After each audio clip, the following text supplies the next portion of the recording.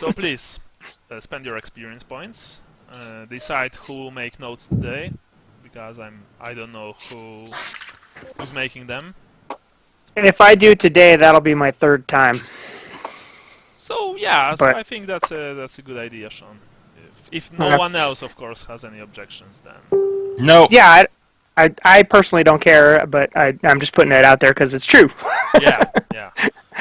You don't care about 30 freebie points? Well, I do care about 30 points because I tend to leave points on the table a lot, so I'll take it where I can get it. Yeah. Exactly. While we were talking, I gave myself, I had 200 to spend, and I gave myself dodge blow. Very good skill. And I bumped myself 5% in toughness, so now I'm up to a toughness bonus of 3. Oh, wow. You were actually 2? Yeah, I sucked. Well, your words, not I hate mine. to just... I'm going to run to the restroom real quick. All this talking has made me realize I have to go to the restroom. So. Alright. Go for it. Alright, Ryan, what about you? And Jason, what about you?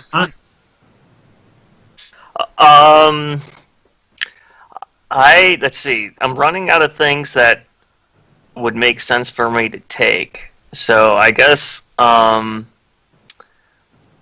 have Speak Reichspiel, but it's one of those skills that I just don't think will come in very useful. Well, bonus points for learn language, use language, Reichspiel or some other, can be useful in case of deciphering notes or speaking with nobility, because the better you speak language, it means that you make less mistakes. Okay. You sound less like a like a yokel. Yeah, like a redneck. Okay. No, basically it's very good for if you want to be a priest or if you want to be some kind of an academic. Okay. Well, I'll take I guess Charm and Speak Reichspiel because I got 200 points. All right, cool. I think somebody gave me the... Andy, you back? Yeah. Wow. Yeah, sorry. I'm that's scrolling. I just had to piss. Which I should have watched my mouth. I have +5 in weapon skill or +5 in strength. The +5 in strength brings my rounded strength to 4. Nice. So you'll be I did that last time. Okay, I think I'm gonna do that. Strength then, because that's like a noticeable change, like right off the bat. Cool. Okay, so if everyone is if anyone got an upgrade, I don't know about you, Andy, if you are planning to buy something. Hold on 1 second. What?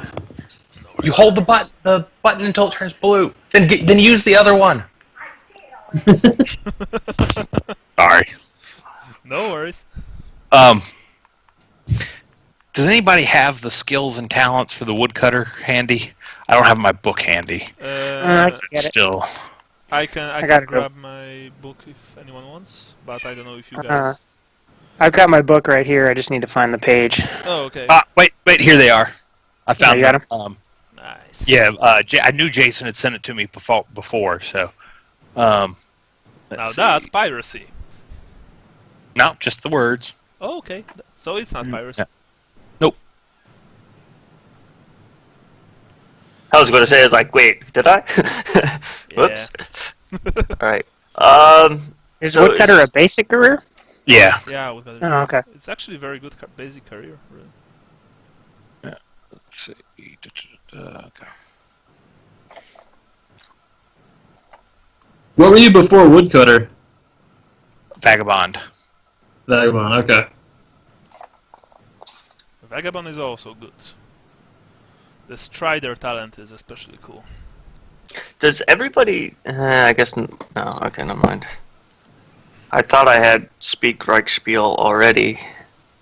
You don't start with that, do you? Yeah, you do. You do. Yeah, pretty much everybody has. Yeah. Is it? Hey, what's very resilient do? plus 5% to your basic toughness. Ooh, yeah, I'm gonna take that. Yep. And talents are 100 XP. Yes. Yeah. Same as skills, but you can only take a single talent. I mean, you can only take a talent once, basically. Right. While skills can be taken up to 3 times.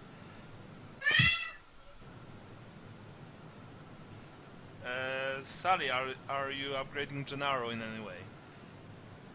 Not as of right now. Okay. No. Okay. So would technically Speak Reichspiel be a advanced skill, and then if you take it again, it'd be the plus 10%? Yeah, it's going to be plus 10%. Okay. I didn't have it written down before, because I guess... Well, I mean, without speak language, you would not be able to communicate, because it would mean that you're either mute or you're just you've never learned to speak. Yeah, I just wasn't sure if, like, everybody started with the advanced skill of Speak Reichspiel, and then if you put a point into it, you get the 10%. You can have plus 10% in basic and advanced skills. Okay. Alright, so if everyone is if everyone have spent their experience points, we can begin. Last time, you've nearly evaded death in the Talos, the most despicable of all Talabheim's districts. You've met the man, or rather the dwarf, that you were supposed to meet. And you've also found Gennaro, who is still sick, but at least for the time present, he's safe. You are inside the cellar, in one of the Talos' many decrepit houses. This cellar seems to be Deadeye's, like one of Deadeye's hiding places, perhaps. Forward operation base. You don't really know. So, it's night. It's cold outside. Fortunately, in the cellar there's enough warmth to not make you shiver. Remember that next day at 6 a.m. you resume your duty as pups. Please. I hate to do this. I gotta be right back. No worries. The rest of you guys. All right.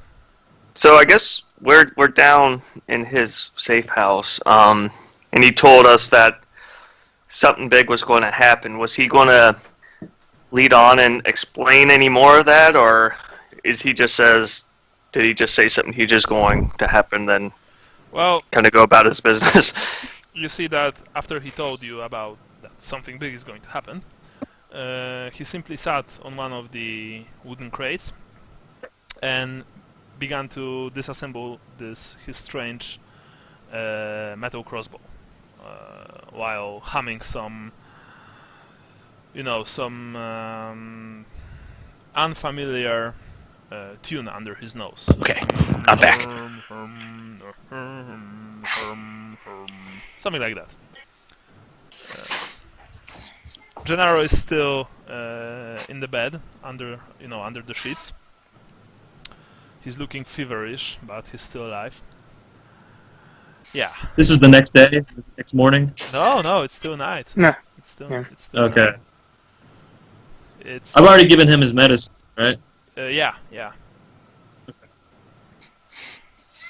There's this uncomfortable silence in the air. Well, Jedi, we're supposed to report for conscripted duty at 6 a.m. I don't know if you think that's fruitless or not. You one of the Pops, manling. Sorry, halfling. Right? That's what they're calling us, but I don't know if it's necessary to report for duty. meat shields more like. You just mentioned that something major was going to happen. What is that? Is that something we need to prepare for? Like, we were told that you would have a task for us, or we would be reporting to you from Nihilus. Did young Nihilus told you that I will have a task for you? Now, he's a funny one. I don't have any task for you, manling. What I can offer you is to try and stay alive during the next couple of weeks, if you manage that. Now, ask yourself this question. A city inside a crater, from which there is only one way out. Suddenly it is hit by a plague. The gates are closed. People are bottled inside, scared and desperate. That's any invader's dream come true. Don't you think? Yeah, that's how my father told me a lot of sieges were conducted. Well, I reckon your father never saw a siege performed by the Fagaraki. They used to do these kind of things. Poison the wells, poison the crops, poison the children and old folk. Then descend, like a relieving tide of fur, fangs and claws. So what's your task here then? Try to stop them. Or at least do whatever it is in my power to stop them. Which I won't be able to do naturally, I'm only a single dwarf. So what do you need from us? Like I said, I don't need anything from you, halfling. You will leave this place at the morning. You will take your friend with you. There will be a guard at the gate closest to the Rathots. His name is Schreiber. You will tell him that it's time to pay his debts, and he will let you through. Just make sure not to lose your friend again in the Talos, for I won't be staying here for long. He was lucky this time, he won't be the next. If I were you, I would probably try to leave for the middle of the crater. Or maybe, who knows? You could... like, get out of the city proper and squat in the countryside somewhere? Well, I mean, it's your choice if you want to fight for one of your cities and possibly die, or just wait for death a little bit longer. Your Emperor's armies are exhausted from fighting that three-eyed bastard from the north. And the orcs and the undead and whatnot. So, yeah, I reckon the Fagaraki will make their move pretty soon. Whoever is leading them is one seriously clever bastard. Well, I agree we ought to move out, but we need to find a spot for Gennaro, so maybe going out in the countryside would be a good idea. I kind of look at Lucas knowing that would probably be his preference as well. But then how would we get back in? Well, no, like not out of the crater, just out of the city proper. Stay in the crater, but there's farms and fields and well, stuff. from my experience, when the Skaven attack, they first try to take out the command structure. Leaders, generals, captains, whatever. You know, the captain of the Talbaston guardhouse. They've blackmailed him. Infected his daughter and wife with the Grey Og. That's why he closed the gates. Next, I reckon they will try and kill or imprison the Countess. I think they will try to actually imprison her, so they could, so they will be able to blackmail the rest of your folk. Then they would. We know someone that's working on a cure. Well, it's too late for that. I mean, already half of the city is sick from the plague. You know, including soldiers, including knights. Not that many of them remained after the storm in the north. Mark my words, Halfling. It will happen within the next few days. Now, come to think of it, actually don't go to the countryside. I mean, it doesn't matter. Because their barrows are everywhere. From our mountain holds to the sands of Araby. I reckon they even got their barrows under those bastard elves' island. You know, he chuckles mirthlessly under his nose. If you don't mind, I'd rather stay by your side and assist you, because you seem to be the only one that knows what's going on. Oh, no, that's out of the question. I walk best alone. And besides, I don't plan on living for much longer. Exactly. The rest of my team is scattered. Young Nihilus is unknown. The other two are in the north, and I'm not even sure if they're still alive. I've sent them a message, but, well, who knows. Anyway, you can help yourself to any of my food and drink, but I don't want to see you here at dawn's first light. The traps will be disarmed, so you'll be able to walk freely. If you manage to survive next few weeks, who knows, perhaps we'll meet again. Or maybe not.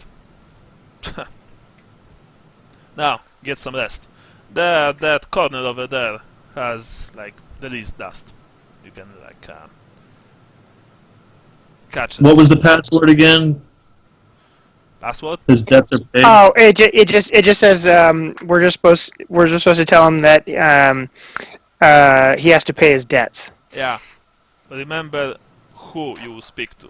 Like, ask for the proper guard, or else they will arrest you for trying to blackmail Talabheim guard, man. And you know the city is known for people with sticks in their asses. I think we need to find something to do with Gennaro. Like that's kind of what made me think of getting out of the main city. And one more thing, consider this a freebie. When it comes, it will come from the rat holes. They are connected to the Undgreen Anchor, which is, well, it was an underground road connecting every single dwarf hold. Unfortunately, just like with so many other things, my folk lost their grip on many of the passageways under the earth. Now Groby, Fagaraki, and even worse things live there, moving freely. We've lost so much, and for our own mistakes. Curse us for being fools. Curse us for being so stubborn. That's what I like about humanings. I mean, you're all a bunch of idiots, but at least you try to develop things. You don't tend to be so conservative. Not like my kind. Hey, I just had an idea of what to do with Gennaro. What's that? We need to see Dobler about the remedy anyway, so let's just stash him there. Yeah, true. That'll give him a subject to work on, too. Yeah.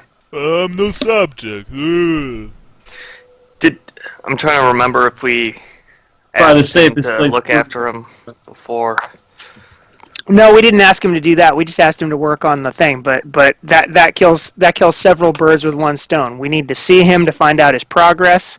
If we were to take Gennaro back to the Three Apples, that's right up against the rat holds essentially. So it would be one of the first places that's overrun if it is coming any day. Ulfas Daubler, Manling. The apothecary. Yeah. Ah, he's a good one. Ulfas. Aye. If anyone would find a cure, it's him. Assuming that he's still alive and some Fagaraki bastard hadn't stuck a knife in his back. We've seen that happen a few times since we've come here. Oh, you have no idea. Another word of advice, you ever see a black-clad Skaven with, like, knives and throwing stars? Run. Or better, just fall on your own sword, it will be quicker that way. I don't think I've ever heard a dwarf suggest falling on your own sword. Well, I'm not your ordinary dwarf. If I would be your ordinary dwarf, then I would probably have my hair dyed red, you know, my chest bare, and I would sing songs to Grimnir and charge to die a pointless, stupid death, instead of doing something good for this whole world.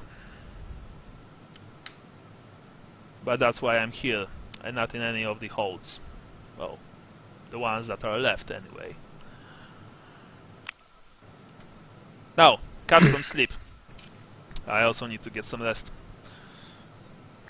Tomorrow we'll part ways. May your gods protect you, and may my gods also protect you. I walk over to shake his hand and say, anything he needs for saving our lives, just ask. He gets up, shakes your hand.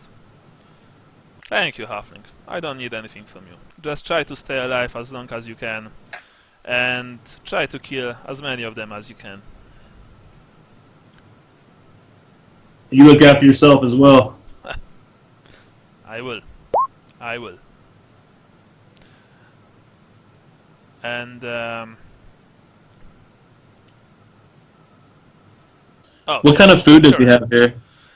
He has like barrels of preserved meat, fish, some kind of strange hard cheese that smells good, but it's almost hard as stone, and you know, hard biscuits. He only has water to drink, although you do see a few bottles of pure grain alcohol, but he tells you that it's not for drinking. It's only for cleaning wounds. You actually see, for the first time in your life, a dwarf who says, "Don't drink an alcohol." Don't drink alcohol, I mean. I'm gonna fix some food for me and Gennaro, and I want to take one of the little bottles of the grain alcohol for the road. Not to drink, of course, just to. Yeah, I mean, he lets you take it.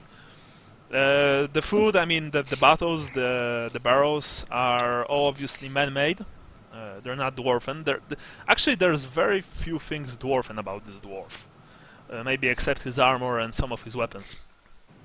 But now that you look closer, for example, you see that the paired daggers that he has on either side of his belt are definitely man-made. They're like, you know, woodsman's heavy knives. Do you have anything else that you might have that can help us on our way, and as far as provisions or equipment or anything that might give us an edge? Manling, let me be perfectly clear. In a few days, maybe a few weeks, a literal tide of Skaven, army of hundreds, if not thousands of them, will attack this city. You don't have enough men, you don't have enough black powder, and you don't have enough conviction to defend Talabheim from this onslaught. So my advice is that stay in the city as long as you can. Help the defenders as long as you can. Fight. You ever fought in the city, any of you? No, of course not. I know that you haven't, because I can see that. It will be bloody, it will be desperate, it will be... He said some strange word which probably passes for a curse. Brutal. The Ratmen, they tend to use technology mixed with arcane powers, so to speak. Flame-throwing weapons. They have black powder armaments which are better than ours. They don't care about their losses, because for every one you kill there are 10 more to take its place.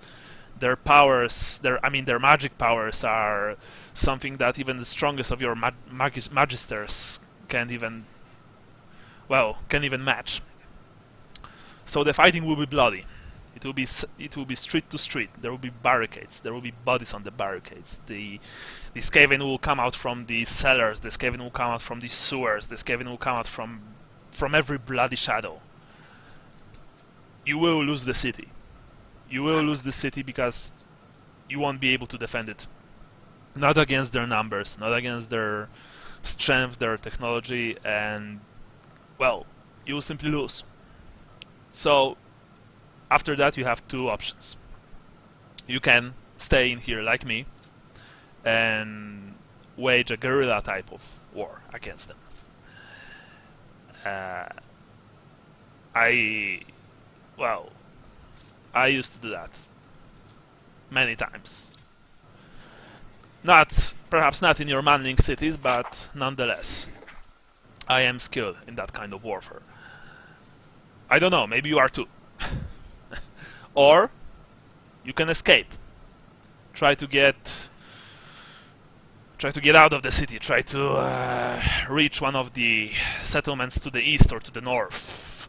Maybe the Talgrunhar forest. Maybe the East Crater. Maybe, who knows, Clarefeld or the South Crater. I don't know.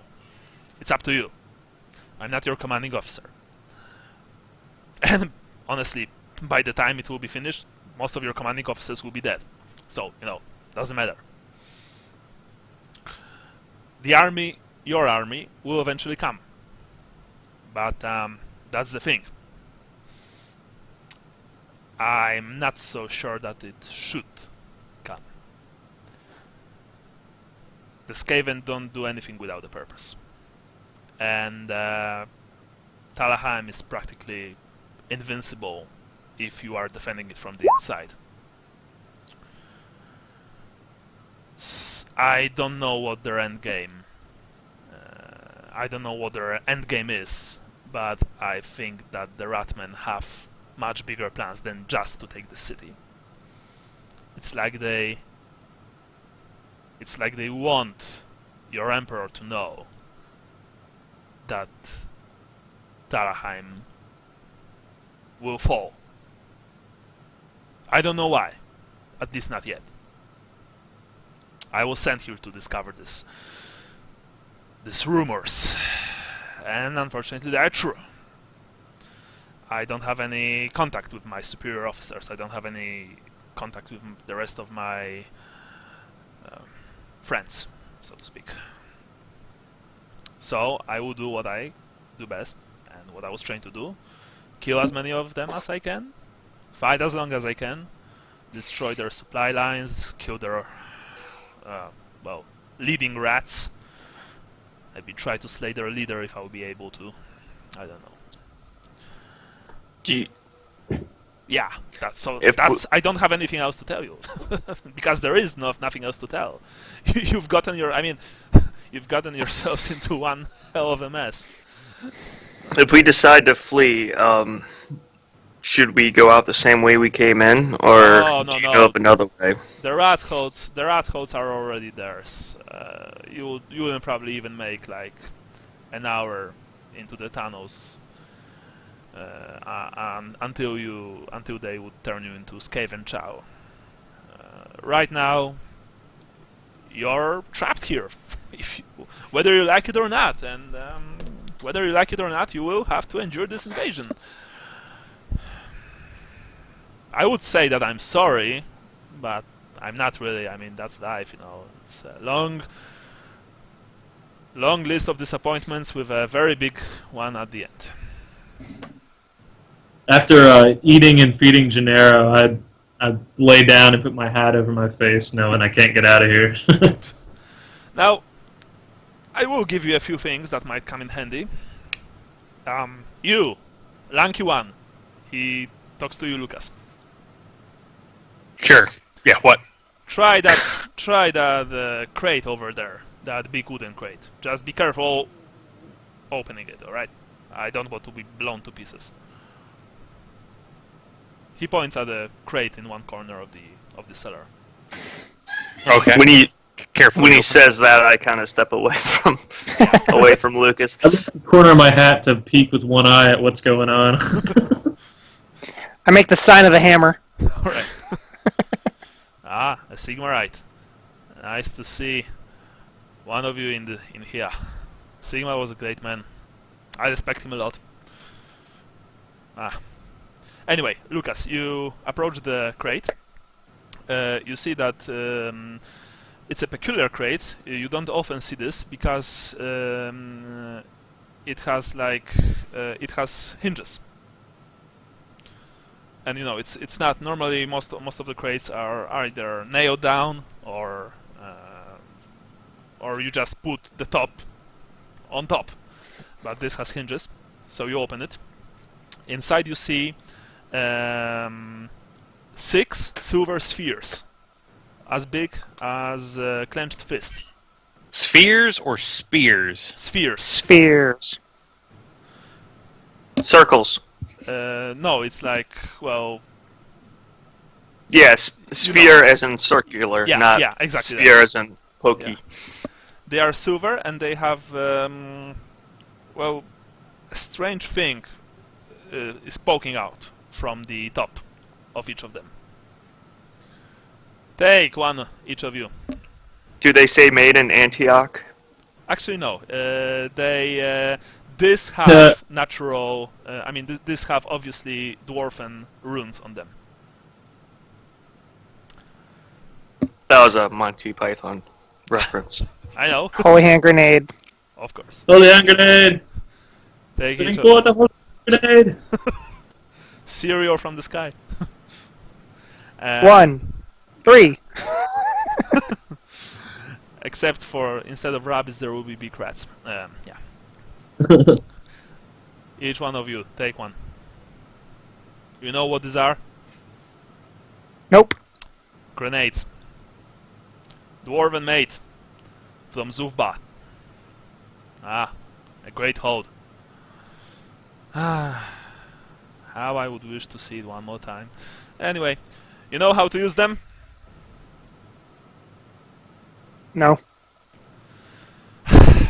Of course.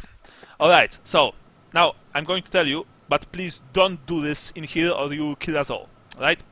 You see those sticking pieces? Like those long sticking pieces? Right? Yes. When you see a big group of Fagaraki or one of the big ogre-like beasties, you pull out very quickly and very sharply the pin, you count to 3, and you throw the sphere towards the Skaven. 3, not 2, not 1, not 4, 3. When the sphere hits, it will create a rather big explosion. I look to the others. We all know how to count, right? I kind of look at Lucas because I know Sally can count. And I'm supernumerate, so I could count to 10 or 11 at least. You had to pull off your socks for that, though. Well, which is easy. He's a halfling doesn't need to wear socks. Oh, that's true. So, you have this. Awesome. Yeah, just don't blow yourselves up with them. They tend to be quite temperamental at times. Now, in that crate over there, he points to a crate next to you, Sean. You will find some basic medical supplies. You can take some with you for cleaning wounds, for pain, stuff like that. Open it, Manling. Don't stand like a... And he, again, used some kind of word that you don't really understand. I'm gonna sit up and go get bombs, wrap it up carefully, put it in my pack. Yeah. Yeah, he basically was speaking to Leopold. Yeah, I open it up and pull out med kits for everyone. Yeah, basically, there are a few canvas bags, the ones that you can hang on your shoulder. As you open them, you see and smell the insides, which are all sorts of bandages, salves, stuff like that. Actually, there's in each of them there's quite a lot of stuff. So each of you can add a single grenade to his character sheet and a single doctor's bag to his doctor's character bag. Okay. sheet. Yeah. But this is a good quality doctor's bag because it's compact, like it's small. And normally doctor's bags are rather big, and this you could pretty easily hide under a long cloak or a tunic. You can take as much food as you want with you, but I wouldn't advise walking with barrels of dried fish and meat through the tallows. The cheese looks like it'll last a while. Oh yeah, it will. It will. It's our specialty, actually. Our miners love to eat that cheese during their long shifts in the mines under our carracks. They even tend to hide a few pieces under their hats. Say that the smell gets better over time. Can I take five portions of the cheese? Take even 6 if you want, halfling. I appreciate it. I am actually curious, if young Nihilus trusted you with that mission, then I think that you might actually have a chance of surviving the coming events. I would like to meet you one more time. Yes, definitely. Now, I'm going to sleep. Look, if we die, it's not going to be laying down. It's going to be standing up on our 2 feet. One in Gennaro's case. But what a feat it is. Pretty expensive. Yep. Anyway, I'm going to sleep. I'll see you soon. And with that, he walked to one of the corners, simply lay on the ground, covered himself with his own cloak, and in a few seconds you hear him snoring loudly. Although you see that all of his weapons are at hand's reach. So now, it's before. Out of the game, it's shortly before midnight. You guys are pretty tired from all this, from all the things that you've went through and all the revelations. Please tell me, what are you going to do?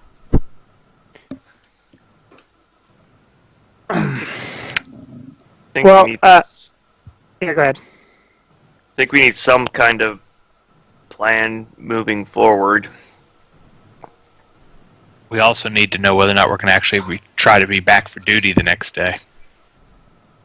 I think we should. Because we can't get out of here. So we need to buddy up with the current military here. Yeah. I don't know. Yeah. Well, I think the primary thing is we need to get Gennaro somewhere safe. I think that's the first order of business. Yeah, because if we can't do that, then we can't do anything else. And then returning to our duties is probably okay, because I honestly don't know what else other than get the antidote from Dobler we need to do. I honestly don't remember what else we need to do. Just wait as far as Dobler is concerned. Yeah. Maybe check back every noon. And the thing that he said about the possibility of the Countess being abducted is intriguing from the standpoint of maybe that would be, although I don't know how we'd gain access to the Countess to tell her, hey, we're... we could tell our commander discreetly, tell him that not to put up the chain of command, but we should personally do something about it. Yeah, that's probably a good idea. And then the only other thing that I was thinking about is looking around the room. Is there any way to tool up, get some more firepower? Like if not a fancy crossbow, like he has a crossbow, or other things like that. last session he did say that there was some weapons and leather armor gathered somewhere. Yeah, Was that for the taking, or was that? Well, he didn't specify, but yes, there are weapons here. You see, there are a few pieces of leather armor. There are swords and falchions. There's a single crossbow, normal crossbow, not this strange contraption that he uses. Although you see that this is a crossbow without without a stock. You know, it's like a short kind, so to speak. Oh. You can pistol? No, not. It's like a cross. It's something between a crossbow, a pistol crossbow, and a crossbow, basically. Okay. You see that, well, Deadeye for a dwarf is quite tall, but the weapons he has are perfectly suited for use in close quarters combat. You know, like in corridors, tight alleys, and so on. Even that crossbow he has a collapsible buttstock, basically. But that's a marvel of engineering which you've never seen. You've never seen the like. So you know. But the swords here are short. You know, there's a single axe, for example, from hand weapons, which is also it's kind of a bird axe. You know what? Yeah. Which also has a very short hilt. But yeah. I mean, basically, tell you what, guys. You tell me what kind of weapon or armor you want to have, like from his stash, and I will tell you if it's here. Of course, you know, within reasonable margins. For example, he doesn't have a multi-barreled handgun here. Well, I guess I was thinking that for more firepower, although I'm not certain if I can actually fire a crossbow since I haven't taken the skill yet. Normal crossbows can be fired. Yeah, crossbows don't need it. Yeah, you only need a skill to use the semi-auto crossbows, like repeater crossbows. Okay. Or pistol crossbows. For those, you need special skills. But normal crossbows are okay. What about leather leg armor? Sure, no problem. Okay, you said it's for the taking? Yeah. Well, I mean, yeah. He's sleeping. You know, you could probably take everything from here. Yeah, he's the kind of guy that could catch up to us, though. If it wasn't intended that we could. Yeah, well, perhaps, or maybe maybe he doesn't mind you taking some of his stuff because, well, you probably need more than he does. Yeah, so you can, sure, Andy, you can add leather leg armor to your roster. Anyone else want something? Extra dagger, extra hand weapon, maybe some black powder. I don't want to take anything. I want to practice how a sword would fit into the ribbed part of my sword breaker because I haven't actually used that yet. Like. So it's not entirely foreign to me when I use it. You know what I mean? Yeah. So you want to spar with someone? Not spar, but just kind of like see how I would have to catch the sword in the sword breaker in order to break it. I'll draw my sword and be like, "Ready, Sally?" Yeah, slow swing. We're just doing this in practice. Yeah. All right. So you practice for. Well, sometime probably. If you want the practice to to take effects, it would have to be at least an hour. Okay. Anyone else wants to take something? Sean, Jason. I think I'm all set. I picked up that sword from the other guy. Yeah. Are you sure you want that one though? Because that's clearly a murder weapon. And it's. A sword used for killing? Yeah, but he put his own little touch on it, you know. The scratches on it. Yeah, there are notches on the blade, you know. Quite a lot of them, in fact. You could probably No. swap it out for a better one from Deadeye's collection. Unless you really want that one. Well, I mean, the swords, like, basically the weapons here are very plain, but they are in very good condition. You know, they're this kind of weapons that that are so easy to overlook, but on the other hand, you know, the swords have no notches on them. The crossbow, you can see, has the string, you know, in good condition. You know, the armor is not showing any signs of usage. So yeah. Yeah, unless there's mail, I don't think. No mayo. There's no Oh. mayo, unfortunately. Yeah, I don't think I'd be needing anything. There's no mayo. Yeah, I definitely would like a crossbow. All right. There's only a single crossbow, like I've said, the one without the buttstock. The sawed-off. Yeah, Yeah, it's a sawed-off crossbow, essentially. there you go. There you go. Sawed-off crossbow. Great. How many bolts are there? How many do you want? What do you guys think? 10? 10 or 12. Yeah, they're pretty small. So let's say 50. 15, I mean. 15. Sounds good? Okay. Sounds great. Cool. You of Alright, course so- have a like case for quiver for the bolts, of course. Okay.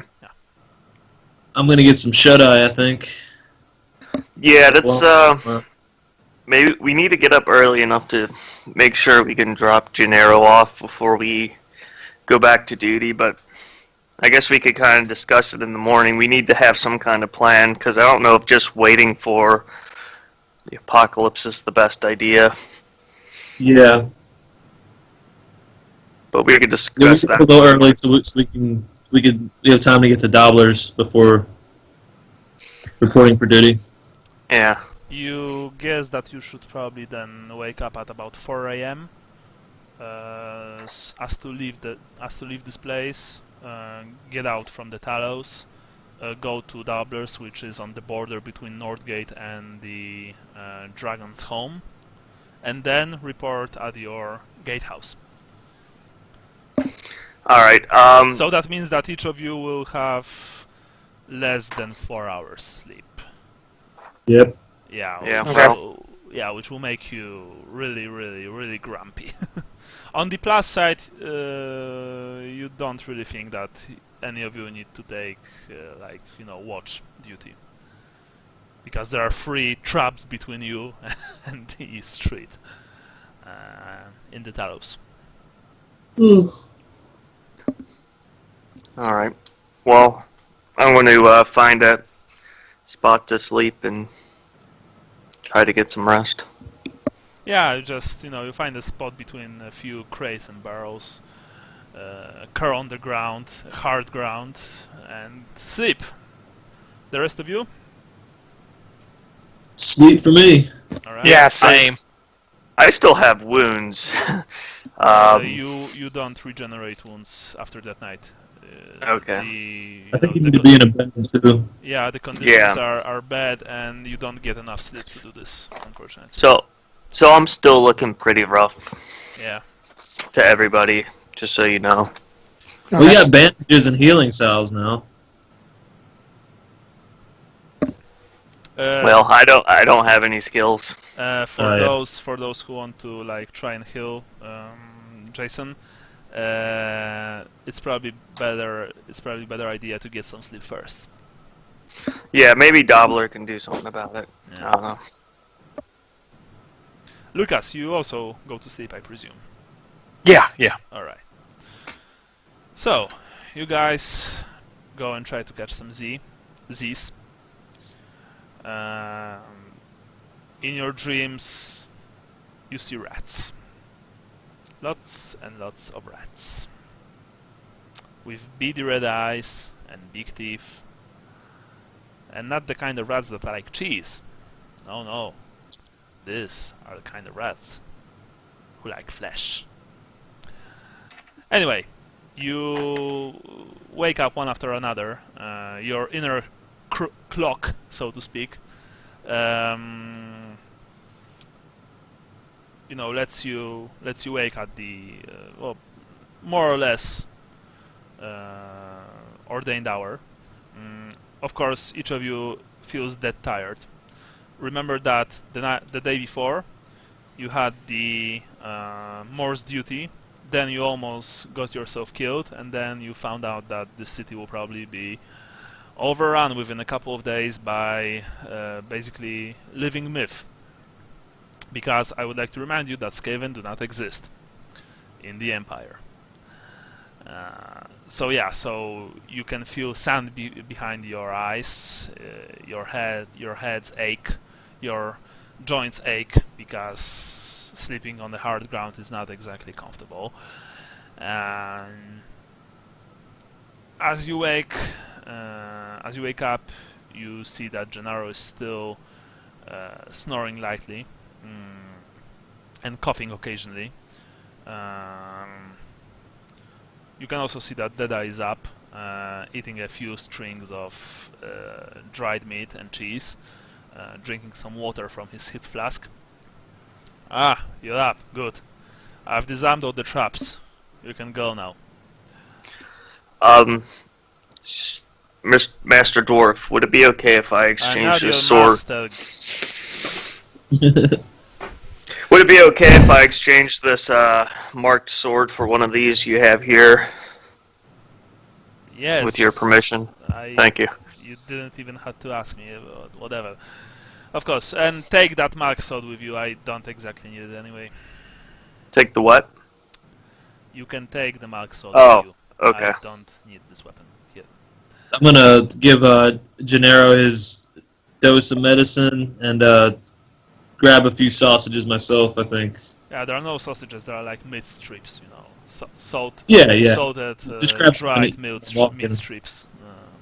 Of course, you give Gennaro his medicine, which you can smell yourself that it's probably not going to work. It's not working anymore because the smell is almost gone from the decanter. But of course, Gennaro, huffs it like nobody's business. Ooh. Each of you take, I presume, a few pieces of meat, or maybe fish, or maybe cheese. You drink some water from one of the barrels, which, in which the clear, although a bit stale water is stored. And then, with a slap to your backs from Deadeye, you leave. Or maybe not. Maybe you want to stay. I don't know.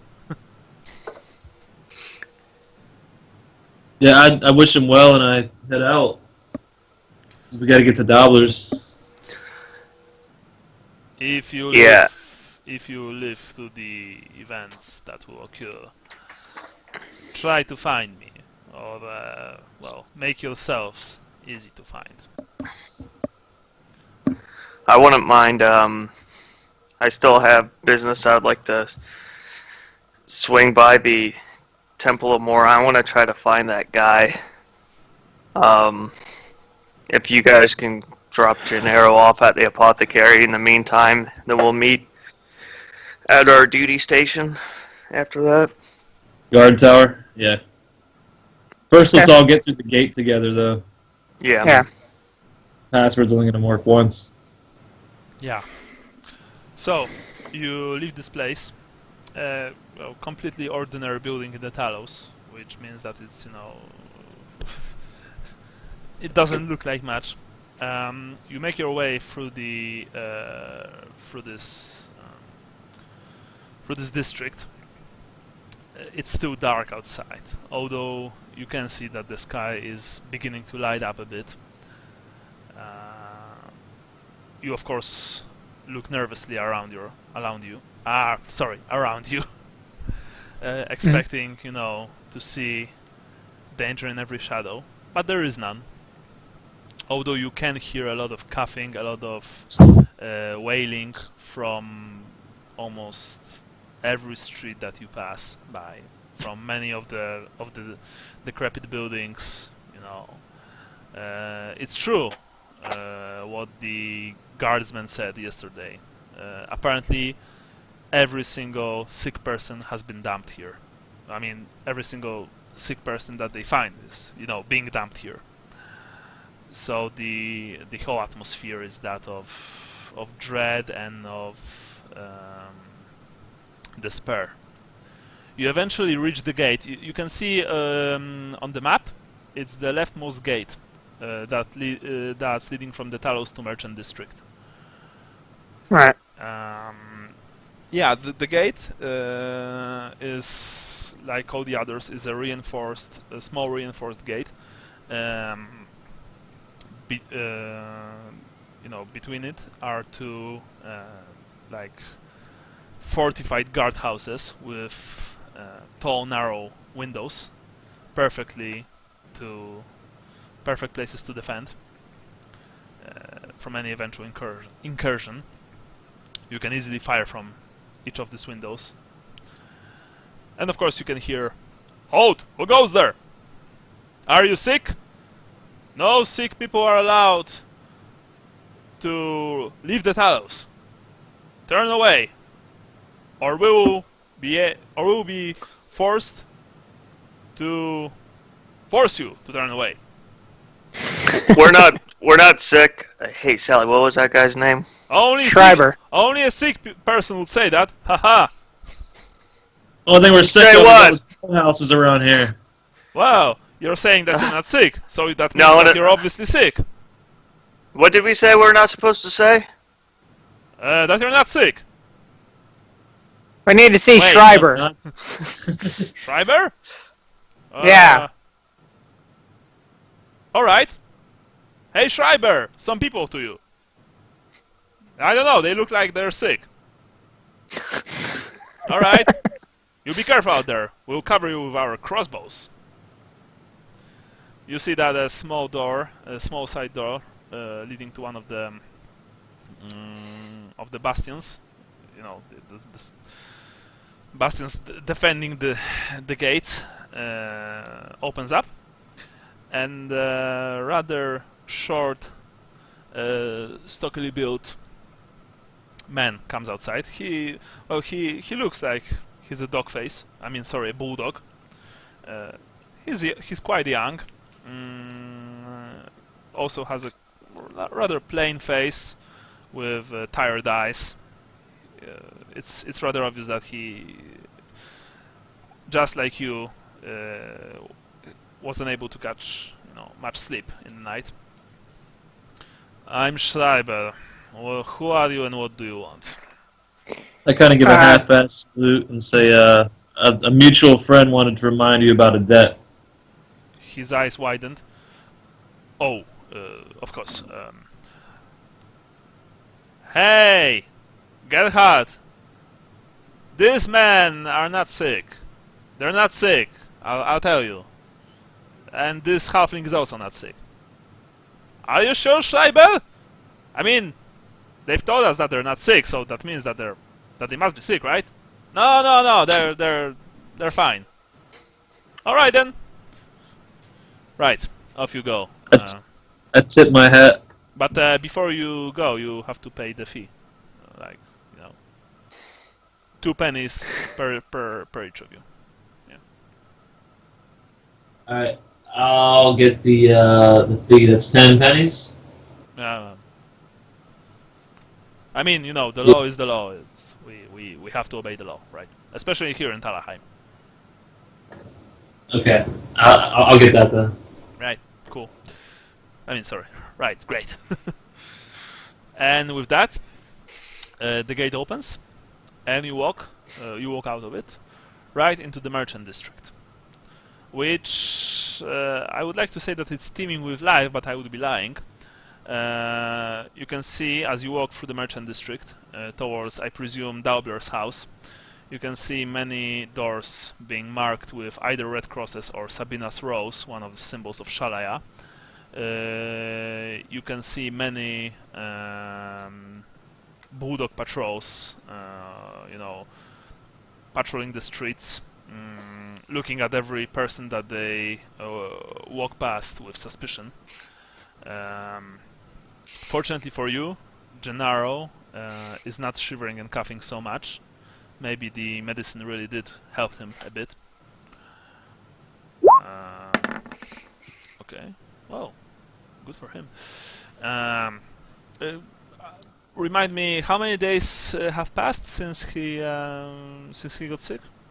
About 8, I presume. Right? I'm not sure. I think 7 or 8. Alright, I'm going to check it later. No, it's not important right now. Anyway, there are still quite a few people getting ready for work, you know. Many of them, if not most of them, look as tired as you are. And scared. You can see that almost everyone, looks at other people with suspicion, thinking that they might be sick. And you are thinking to yourselves that if what that I said was true, then the Skaven are indeed rather insidious, because this plague basically sowed distrust as much as it did affect people of Talabheim physically. It sowed distrust, it sowed fear, panic, and despair. People of Talabheim, you feel like they've already given up. Even the bulldogs look like they're dead on their feet. So yeah, you walk towards Daubler's house, and now I'm going to take a small break and make myself some coffee. Yeah. Sounds good. 5 minutes break, guys. 5 minutes? Okay, Yeah, I'll be back. 5-6 minutes. Yeah.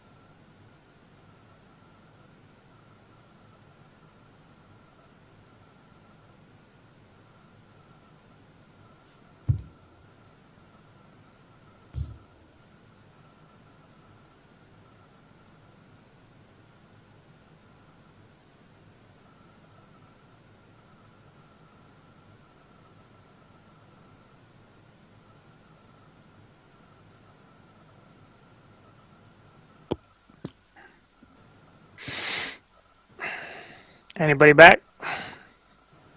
Yep. I'm here. Okay, what's up? So, I was wondering, I guess they didn't let you go back into the temple when we were dropping off the bodies last time, right? I don't think I think we had that the time or something like that. Well, yeah, I seem to remember that, like, you said something about, like, oh, can I do this? And he just kept on telling you to shut up whenever you said Oh anything. yeah. And then I think we did eventually go to the temple, but yeah, it was like, okay, now we've done this, now we got to go back here. So, but you might, if you're worried about time crunch, because I think we're on Moore's rounds again today.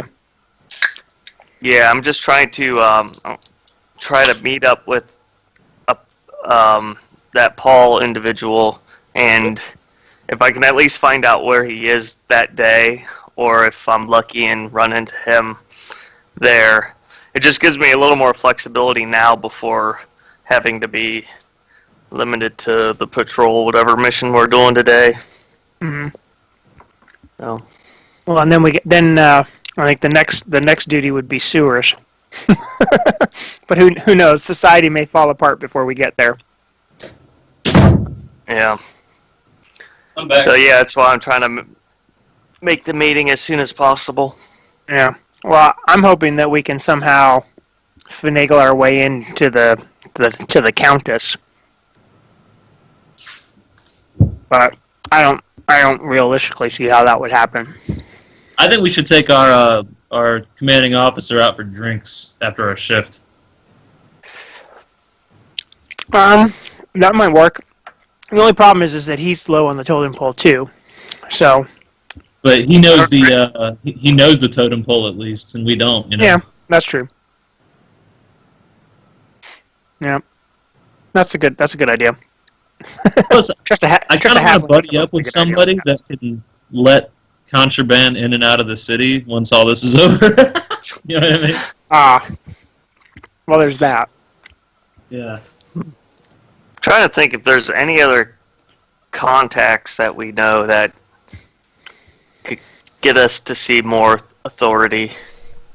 Like, I know the person I'm trying to speak to is pretty high up there as far as Moore is concerned. So I don't know if that could be an angle. There is that judge.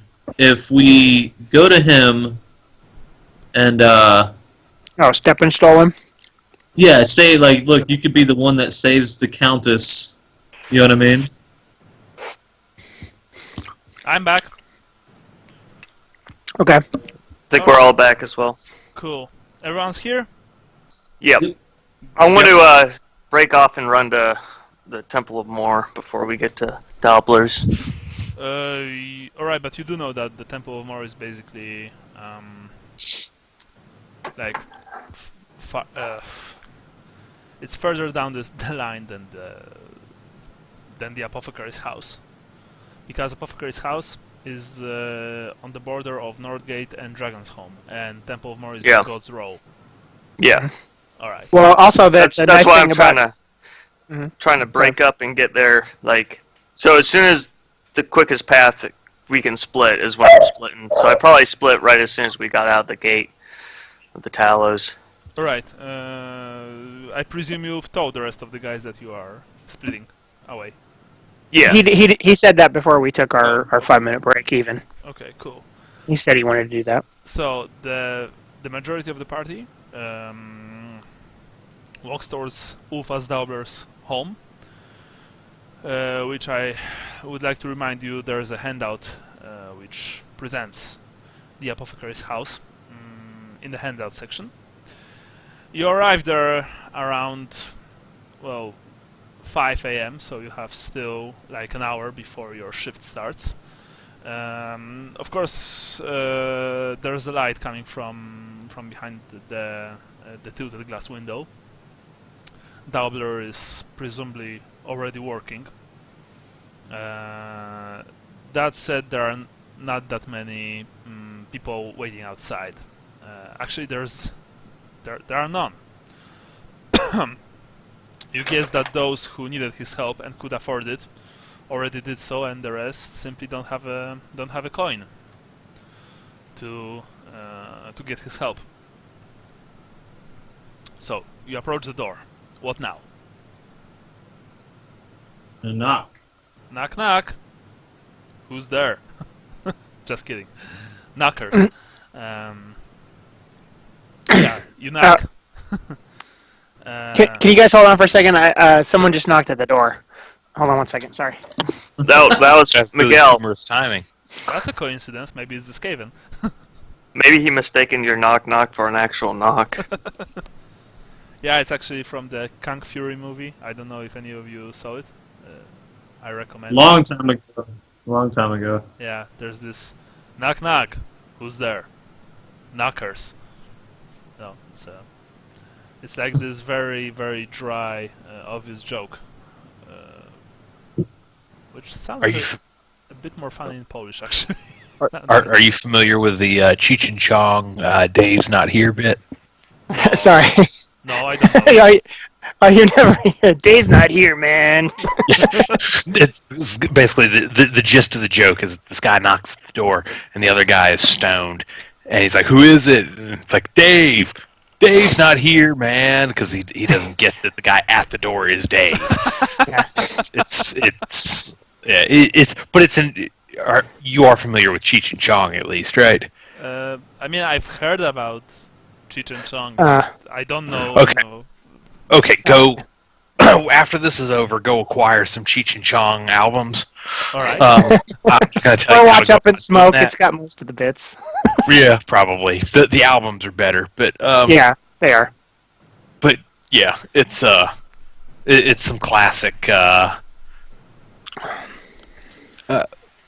It's some classic comedy. Alright, Cheech and Chong, thanks. Yeah. I'm always down for some good, high quality humor or low quality. It depends on my mood, because I also like low quality. I mean, I laughed at Harold and Kumar, and that was a horrible movie. No, It's that Go to kind White of- Castle it's was that great. kind of Yeah. humor. It's Yeah, that kind definitely. of stoner humor. So Yeah, stoner humor is great. Like, I actually didn't saw the White Castle movie. I saw the Escape from Guantanamo Bay. Oh, okay, yeah. Yeah. That one was more over the top. Yes, I mean, I've heard that this one is like, wow. And it was. The hamburger scene, the Guantanamo scene. Yeah, Jesus. Anyway, you knock at the door. After a few seconds, you hear, "I'm coming, I'm coming." You see that the door are opening, and of course you see Daubler, who looks as much tired as you are. "Oh, it's you. Come inside, please, please." He ushers you inside. He looks like he's dead on his feet. I'm sorry for my looks. I haven't slept much in those last few days, ever since you gave me the guy who died. Oh, Wiedenhoff. Yeah, the Wiedenhoff's notes and his research. I might be onto something, but I'm afraid that it will still take at least a few days before I'll be able to produce something, anything. Anyway, what can I do for you, friends? Please tell me. I will try to do my best, naturally. In the meantime, can you watch over my nephew here? He has the. I can see that he has the og. Did you give him my medicine? It seems to be all out now. Right. No, I mean, it's not a cure. It's more of temporary solution, you could say. Of course, you can leave him here. I will put him in one of my guest rooms. You know that I would normally have to report you to the authorities. All those poor people afflicted with the og are thrown to the Talos. Horrible place, horrible fate. We actually just went there to find him. It wasn't a nice place at all. Well, in that case, I'm glad. I'm doubly glad that I didn't report you, because anyone who goes there to find to find their friend are not someone who I would like to, make enemies of. He's doublerly glad. Yes, that's this Visceral humor that I've heard so much about. Anyway, let me show you a room for your friend. What's his name? What's your name, son? Gennaro. Ah, Gennaro. Very well. Please, get him over there. And he points you to one of the rooms in the corridor. Inside, it's like a guest room with small bed. There are a few cupboards there, a few chairs. Nothing too fancy, but it's very clean because, well, obviously apothecaries are more, on the clean side of people living in the old world. You put Gennaro in bed. I will take good care of him. Although, please remember that I'm doing my best to save this city. So most of my effort will be put to finding the cure. I put 2 gold on Gennaro's nightstand and say that it wasn't part of the original agreement, but I do want to pay for any trouble this is causing you. Take your gold, halfling. You've done more for the city already than, well, anyone could wish for. I mean, Wiedenhoft's notes, his research might very well save Talabheim if I'll be able to use it correctly. I insist. Very well. In that case, thank you. Now, if there's anything else, because if not, then I will return to my work. We'll let you get back to it. Do you have any healing potions available, healing salves? Well, I do actually. How much for 2? For you, they are for free. Okay, I'm gonna take those for Vincent. All right. Yeah, good call. He gave you, 2 bottles with healing salves. Actually, he gave each of you 2 bottles for healing salves. Okay. You know that these things are quite expensive. But then again, you can also see that this man is very grateful for your efforts and that that you've earned his respect. And from your experience, many apothecaries are, the kind of people who actually rather demand respect from others than give it themselves. So, with the salves in your bags, you walk out through the apothecary's door and head towards your guard station. While Vincent, you enter the God's Row. Just remember that you had to pay. Okay. Pennies. You enter the God's Row. You make your way to the Temple of Mor. Outside of the temple, there are many people, despite early hour, praying to the God of Death and Dreams for salvation, you could say. But it's a different prayer than that of Shalayan people. They don't want to. I mean, basically, they are praying to him as to not take their souls to his kingdom, to spare them. But there are no priests outside.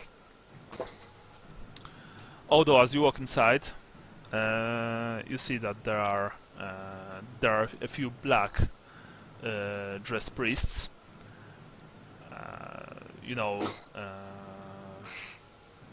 Praying in front of the altar in hushed voices. You can smell the incense in the air and the smell of cold stone. As you enter, one of them turns around. You don't really see his face under the hood. Ah, young Vincent, welcome. You're back. Is it time for the Moore's duty? Well, unfortunately, I'm very pressed in time, and it's imperative that I find Paul von Solik and give him a message. Is he around? Paul von Solek comes and goes as he pleases. He's not around. In fact, we don't know where he is, but we know that wherever he is there for a purpose. Is there any other authority priest of Moore here? Who I don't know how the ranking structure is. Is there a high priest of Moore here I can speak with? Well, you can speak with me for starters. I will probably be able to help you, young Vincent. Several nights ago, I had a dire vision of that I wished to speak to somebody of authority about, and then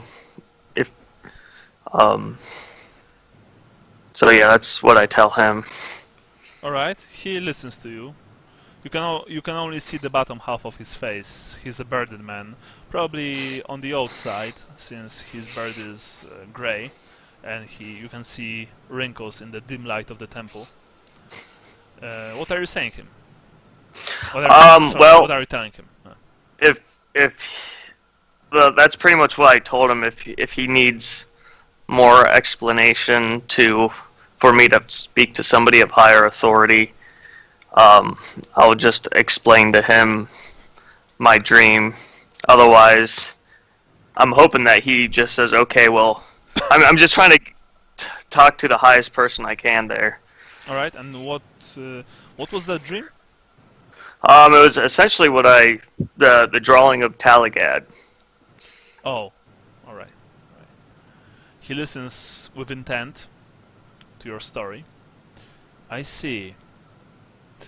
Well, it looks like Moore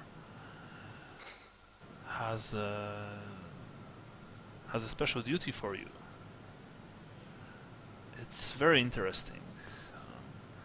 We will, of course, me and my brethren, we will talk about this dream. That said, only after first day of Moore's round, we've got so many bodies to tend to that, well, this takes priority. And I know the cause of this epidemic as well. And oh, the cause is plague, obviously. yes, but I know who's created the plague, who caused the plague, and what is to come shortly after the plague has spread.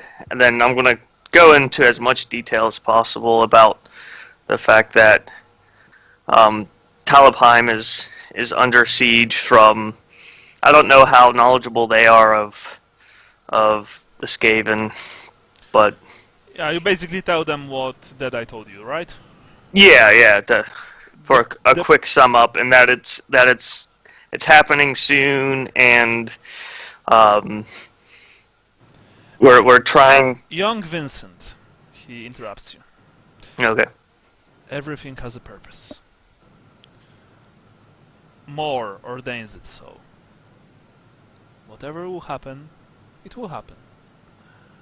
I thank you for your vigilance and for your duty. On my part, and on part of my brethren, I would only ask you to continue doing our God's work. Now, I think that your shift will start soon. May the God of Death and Dreams watch over you. And as well with you, and I'm going to do the more hand signal, and then I'm going to, as I turn away, I want to ask him, can you make sure the word gets spread, at least to those most able to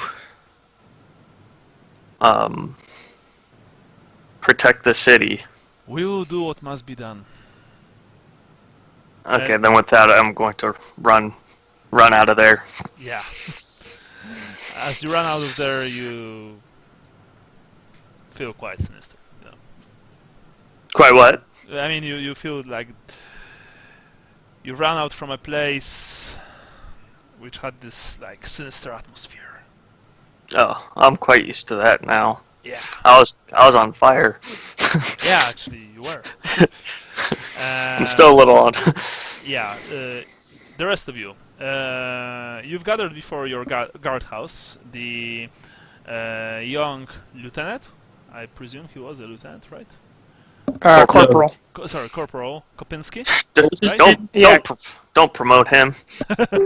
You see that the young corporal is already waiting for you. He also looks dead tired. He greets you with a rather forced but still warm smile. About 15 minutes before your shift starts, Vincent catches up with the rest of you. He was obviously running through the entire area. Oh, by the way, Vincent, remember to pay another 2 pennies because you were going back. Okay. So Kopinski looks at you. Ah, you're all here. Good. Right, man. Today we still have Morse round to do. We still have more Morse round to do. I hope you're up to the task. I give Yes, Vincent 2 healing salves while this is going on. Thanks. So Thank you, sir. Today I think Private Lucas, will take care of the cart. Are you up Yes, to the sir. task? Yes, sir. Very good. Then let's start. And okay, guys. Basically, we can do this in 2 ways, because for the next few days, that's all you were doing. For the next 3 days, including that one, you had one more Morse round, and then you had a sewer duty, which means actually sewer detail, with Kopinski still as your commanding officer. Except for Sally, this was even worse than Morse duty. There were bodies in the sewers under Talabheim, but the thing is that the sewers are extremely claustrophobic. So, basically, they told you to leave all your long weapons at the watch station. They even gave you special papers, signed papers by Kopinski, so you'd be able to get them back. And they told you to only use short weapons, preferably daggers, in the confines of the sewers, because there's so little space. And of course, the duty was particularly nasty because the place was very, very weakly lit. You all On had, duty. yeah, you all had naturally you all had torches, but still, you know how it works in the dark with a torch. You almost see nothing in front of you. I mean, you see where you are going, but if something would be coming from in front of you, you would not be able to see it until the very last time. And this time, Leopold was placed as a frontman. So, Leopold, you were given a wooden shield with a symbol of Talabheim. And you were basically ordered, to just patrol the sewers. You've learned from Kopinski that it was mainly to discover new tunnels, because apparently new and unexplained tunnels practically began to appear almost overnight in Talabheim. And when you asked, Kopinski, who made them, he told you just to carry on with your work. It's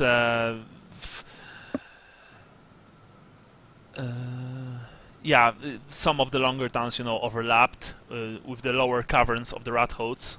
So you you spend the whole day just being underground in a very tight, claustrophobic, damp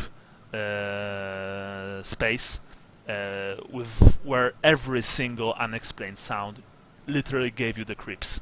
You know, when you've heard the light scratching on the stone, or some squeaking, squeak, squeak, you know, from one of the side tunnels, you immediately thought about giant two-legged rats rushing towards you. Fortunately, nothing happened. But it was dull, thankless, and malodorous duty. Fortunately, not very dangerous. I'd be mumbling prayers to myself the whole time because I especially do not like that situation. Yeah. And actually, after the first day of sewer duty, there were 3 more days. Yeah. 3 more days of walking through the sewers under Talabheim. Few times getting lost, because although you've got a map, you received the map. I mean, Kopinski got a map. The map hasn't really been updated in some time, and like I've said, there were many fresh tunnels dug in the sewers, like linking the sewers with other places, dark places below the earth, where no sane person should ever venture into. After every day of this thankless duty, you came back to your tavern, because I presume that this is where you were, where you've stayed. The 3 Apples Inn. I think we might be coming up on the end of our week. We might have to renew it. Yeah, I think so. Actually, Vanda was so nice and so thankful for your work that since you were like pups, she told you that you'll be able to stay there for a week for free. Nice. For 1 more week for free. She says that you obviously are type of people who could probably skip the duty rather easily. She was very plain with you, by escaping, by hiding, but you didn't, and that makes you good people. So she wanted to give her regards. You still had to pay for food, which for those few days cost you a total of, I don't know, 5 silver per each person, let's say. Because although you had to pay for food, the prices were promotional. So okay, I got that. Yeah, Vincent. Did you just cover 25 silver?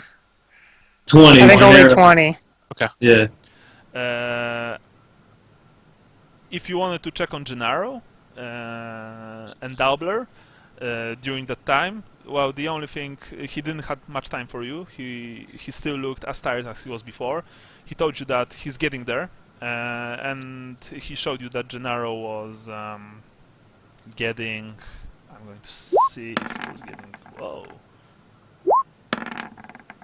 Oh.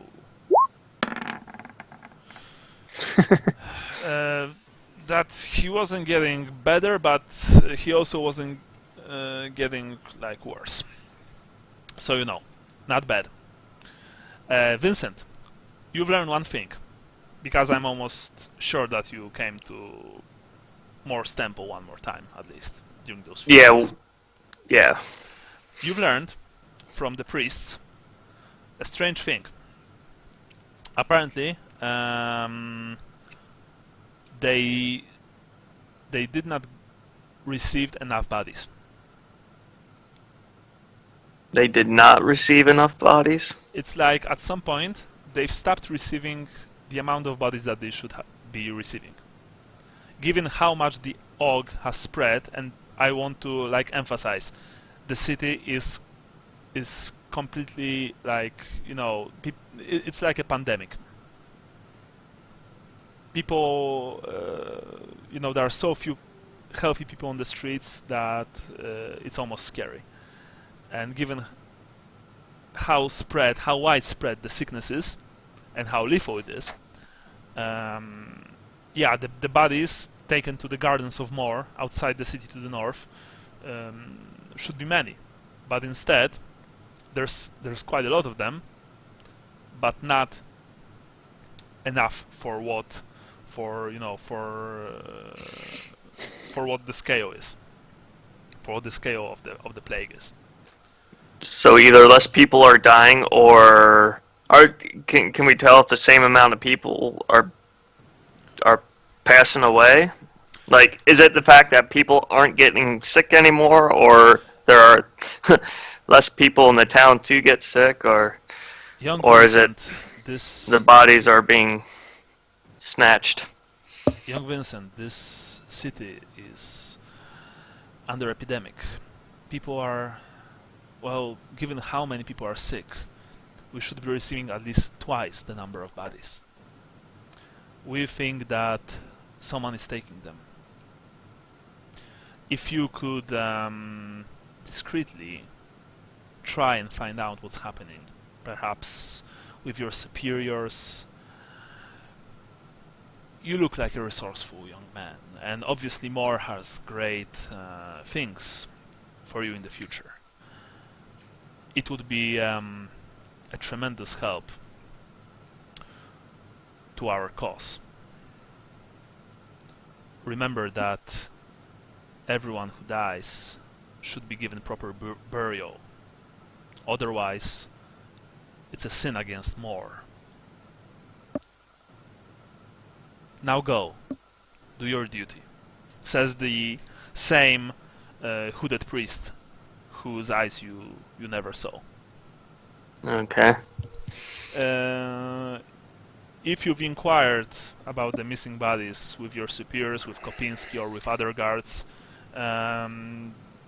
you've indeed found Dave indeed acknowledged the problem, although they don't really know what's happening, what's causing the disappearance of so many bodies. Some of them even spoke, with this horrible sense of humor that people are so desperate that they began to eat the dead. Because I would like to tell you guys that although it's not the food situation is not yet so bad that it's noticeable, you've already you can already hear people talking about portions in the taverns, in the inns, being somewhat smaller. They are only like pouring half a pint instead of a full pint in your usual drinking place. People are talking about how there's not much food for the city to last through the winter, and the winter will be very tough because the Empire is right after an invasion from the north. So you even saw that in the Free Apples, like after 2 days from your first sewer detail, you've received a substantially smaller portion of food. Something which Vanda seems to be very ashamed of, but it's something that cannot be skipped. Anyway, like I said, how many days were after the first? 3, right? Yeah. So Yeah. on the third day, stuff happened. You were patrolling down beneath the merchant district, with Kopinski, of course, when you've heard the sounds of running from the tunnel in front of you. You've just had enough time to prepare yourselves. Sally was in front this time, when a ragged figure charged from around the corner. It was cloaked in dark and bloodied rags. You see that the beast, rat-faced beast, doesn't even pause in its flight. It merely scampers partway up the stony walls and attempts to dive past you. Well, you didn't had any of it. You didn't even waited for Kopinski to order, the thing's brutal murder. You've simply cut it to pieces. And as this Skaven lay dying at your feet, you could... Well, it was obviously fleeing from something. And every single one of you realized that it wasn't interested in fighting. It didn't have any of its weapons out, and you could see that under its dirty rags, it had like a pair of rusty knives, long rusty knives. Yeah. You men, Kopinski orders you. Check the body.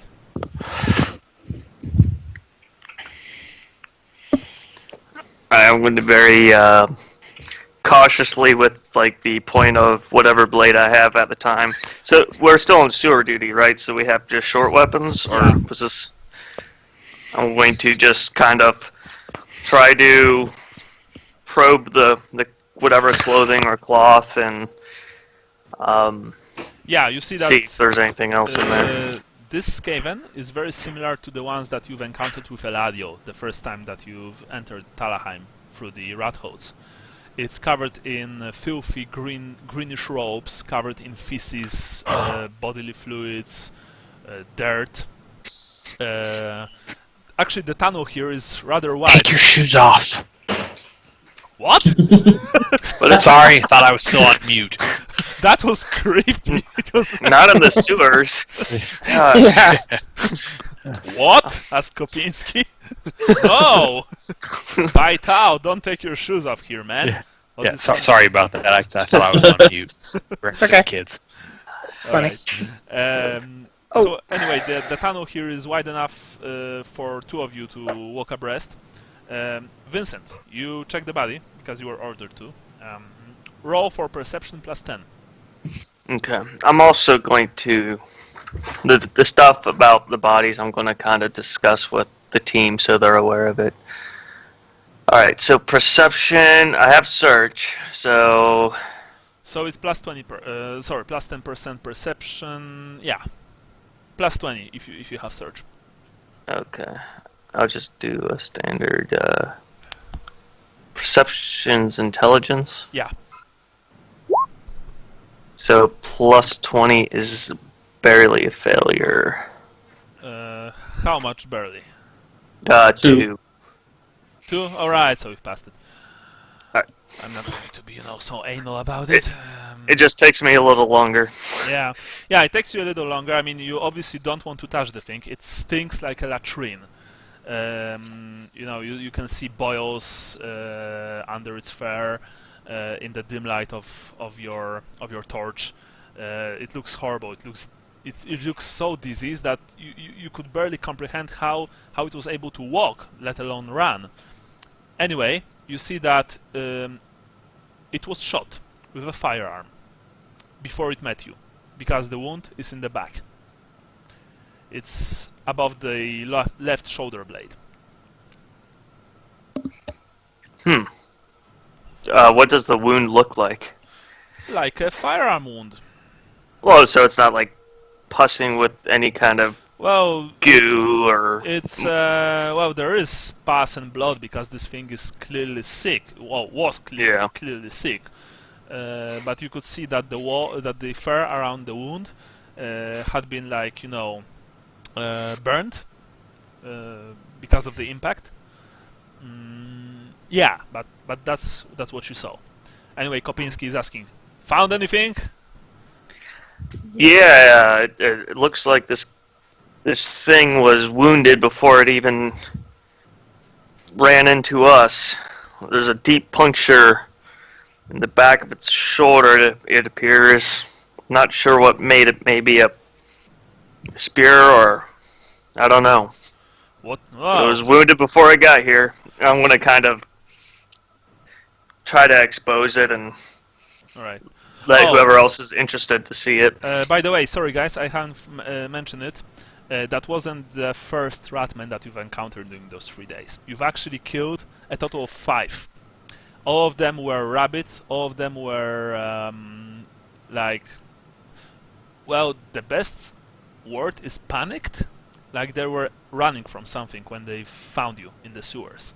Every time you didn't had any problems killing them. No matter who was in front, these things were rather trying to escape than fight. You know, those that did were easily dispatched because every single person who walks in front got the shield, and so any blows were stopped on the shield. Of course, every single time Kopinski spoke about beastmen in the sewers. Oh, those rat beastmen look rather horrible, don't they? Yeah. He never used the word Skaven, just so you know. And I don't know if any of you tried to contradict him. If you did, I just want to say that he told you to shut the fuck up and do your job. I call it was it Dothraki? Is that how you say it? No, he also never used this word. And if you used it, Sally, he was like, "Oh, that's is that what you call them in the mood?" Sagaraki or something, wasn't it? Or yeah, Fagaraki. Yeah. Sagaraki. Fagaraki. Dothraki's Game of Thrones, isn't it? What? Yeah, Dothraki is Game of Thrones. Yeah, okay, Dothraki is yeah. Game of Thrones. Something Fagaraki is Warhammer Fantasy. Yeah. So anyway, well, if you haven't found anything, then move on. We still have quite a way to go. And so you move on. You continue down the tunnel, and suddenly you smell something foul on the air. You smell something much more foul than your usual sewer underground stench. Long before you enter the low cavern at the end of the tunnel. Okay, you don't have to test it. Basically, the scent is a mixture of discharged gunpowder, split blood, decay, and an unidentifiable musky scent. You enter the cavern. A massacre lies before you. The bodies of slaughtered Skaven stretch out across the cavern floor as far as your lantern's light reaches, and beyond back into the darkness. They were surely foul creatures in life. Many of the corpses you can see show signs of disease and had limbs bound in a manner reminiscent of lepers. But it was no plague that killed them. The majority of the Ratman's corpses have been punctured many times over, as if an entire legion of Imperial troops had turned their firearms on them. Other patrols, you know that other patrols have been in this cavern within the last day, but none spoke of any such sight. The bodies, you can already feel, because you know underground it's very easy to feel differences in temperature. The bodies have grown cold, but you know that this butchery was recent. So these are bullet wounds. Every one of you make a +20 perception test. It's an easy test. Only those. Yeah, 20%. Huh. Kopinski, are there bulldog gunners in these sewers? Corporal Kopinski. Yeah.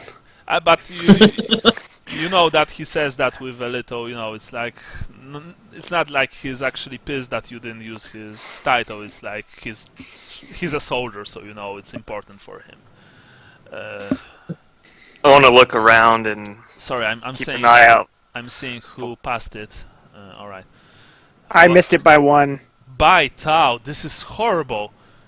Our patrols were in this cavern a few times during the last few days, but none have reported it. Anyway, those of you who passed, basically you know that most of these Skaven were shot down as they ran. Many of them have small holes in their backs with gaping exit wounds in the front. And there are many well, you can see in your lanterns and torches light that there are many easily found steel balls embedded in both their wounds and the stone of the cavern. That Steel bolts? steel balls.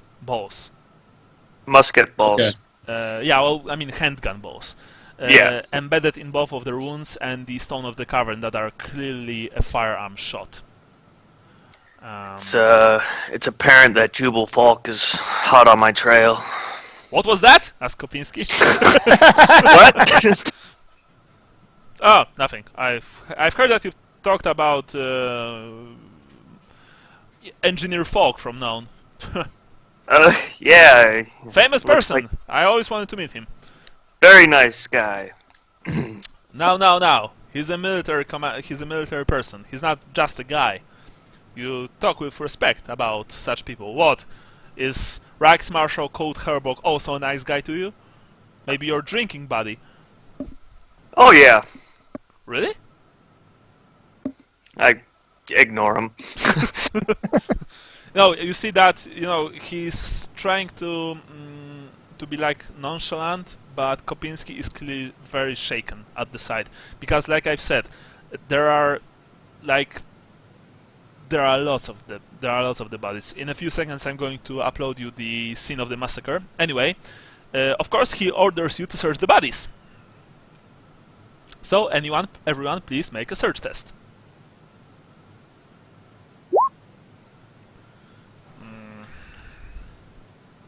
Wait a second, I need to do this. Yeah. Vincent's distracted today. Woo! Does I want to kind of talk to the rest of the group. Is anybody really familiar with gunpowder weapons? Nope. Well, Sally? was. Yeah, Can I you- used to have a pistol, but I Can you- never fired it.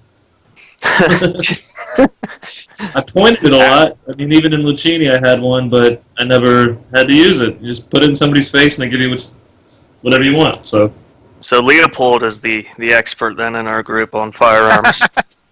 Yeah, because I shot it and dropped it, and it burnt down with the building. I'm Okay. just trying to, wondering what type of firearm could have made these shots. Okay, guys, basically I've added the files Cave-In Massacre to the handouts. You can see it for yourself. That's what it looks like. Anyway, who passed the test? Who passed the search test? I I passed. passed by 2, I think. All right. Yeah, I passed. Yeah, so Vincent, you were distracted by something, indeed. Yeah. Perhaps by the horrible stench. The rest of you noted that one figure in particular is different from the others. The unusual Skaven has black robes with ornate markings that appear to be some sort of runic texts, though the marks bear no resemblance to the runes of the dwarves that you saw on, for example, on Deadeye's parts of Deadeye's gear and on the grenades. The robe Skaven is actually very near where you first entered the room, and he was killed by what looks like to be a single stab wound to the head, which pierced its right eye. Okay, but who passed the test the best of you? Because that's what I don't like about this adventure. It's like tests for the tests for the tests. Is it Lucas? Yeah, I had Yeah. 22. Lucas, Yeah. you the man. All right, Lucas, you saw. Actually, you realized that the wound wasn't caused by the cut, but the blade deepened it. Someone used the blade to dig out something which caused the wound.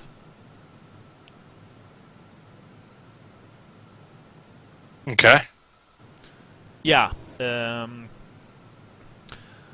So it's. I mean, you've searched the bodies. It took you like 15 minutes before you finished the task, because a few times each of you gagged. Of course you were trying to cover your faces with your hands or your clothes, but so many dead disease Skaven. With so many dead disease Skaven, it was almost impossible to cut out the horrible stench of death and decay. None of the dead ratmen had any anything worth taking. Yeah.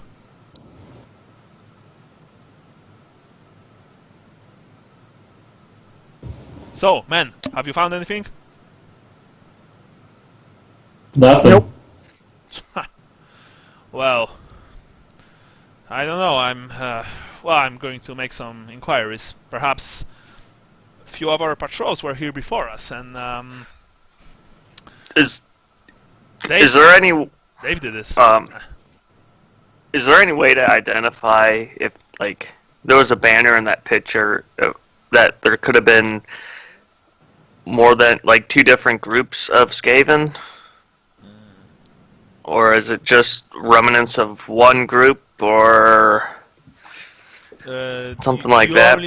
The Skaven here are all of the same diseased kind that you've seen so far. Basically. Okay, so there's not a... Yeah. Sewer details are required to carry close quarters weapons. Like, who would carry firearms down here? Yeah, actually, that's a very good question, Private Just Salvatore. call me Sally. Don't patronize me. Sally's good enough. Don't tell me what to do. But you see that, like again, he only said it because he's trying to be a tough soldier guy. And I'm half joking with him as well. I just don't like the whole military thing. Yeah. You saw one thing, each of you, and that's actually that gives you, something to think about. Almost every single one of these Skaven has been shot multiple times, like 3 to 10 times each.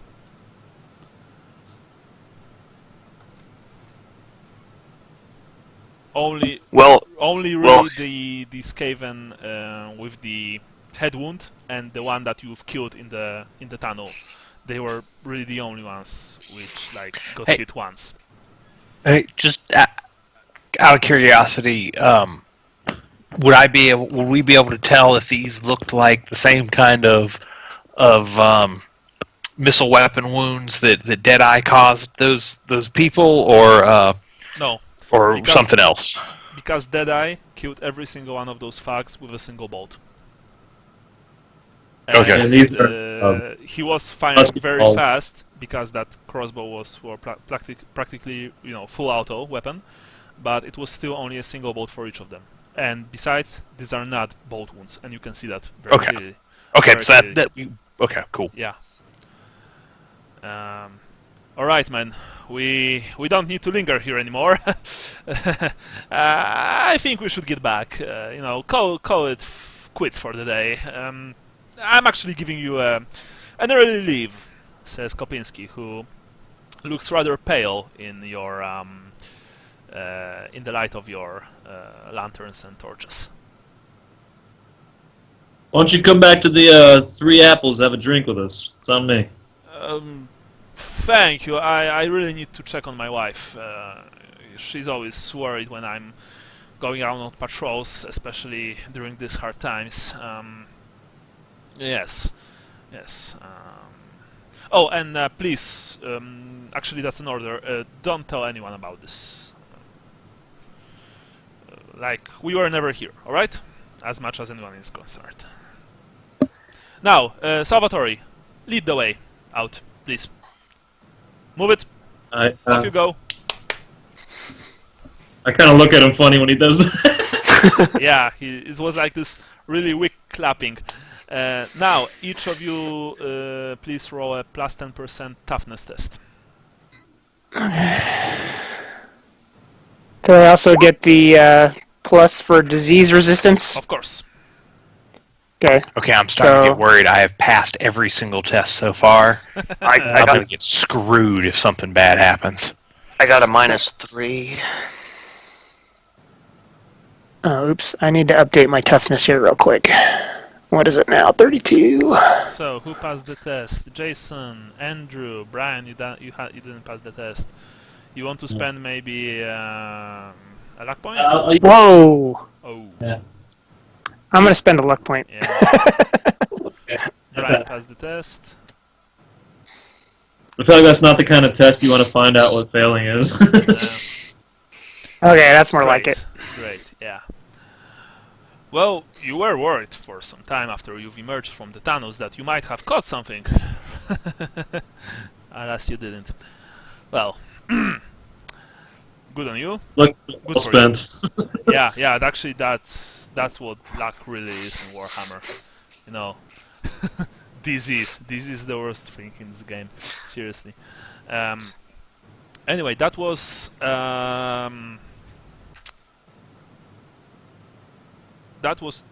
2 days ago. During those 2 days, the situation in the city got even worse. More and more people were drafted. More and more people were actually sent to the rat holes, to patrol the rat holes. Although the authorities wanted halflings and dwarves to do the patrolling, well, you know, there are not that many dwarves and halflings in Talabheim, so most of the people that did the patrolling were humans. And by the way, those people were known as the terriers, like I've said, because there are 2 types of guards in Talabheim: terriers and bulldogs. You've learned during those 2 days that almost every single patrol, both like before and after you found the bodies, has run into at least 1 or 2 small bands of Skaven. And more than half of the terriers have been wounded. So you are actually very lucky not to get wounded. Many of those people, and dwarves and halflings, also began to sick. Actually, not to Grey Og, but to many other nasty diseases. And they've all reported that the ratmen tended to be either psychotic or panicked, with no middle ground, basically. Sounds like Reynolds back the past few days. Yeah. I wonder, have I been able to pick up any clues on the disappearing bodies? No, you haven't. And by the way, as days passed by, less and less pups, bulldogs and so on were ordered to carry bodies because, well, for some reason, the duty in the tunnels, especially near the rat holes, was much more important, apparently. Although you have no idea why. So, the days passed by. For you, it was all the same. It was long, tedious duty, then going back to the free apples to eat something, drink something, and you saw many of the guards, of your fellow guards, both drafted and professional, drinking a bit too much, because let's face it, it's a horrible thing that you are doing, and it tends to work on people's psyche. Would I healed up my wounds? Yeah, everyone is on at full this heal. point. Basically, everyone is on full heal.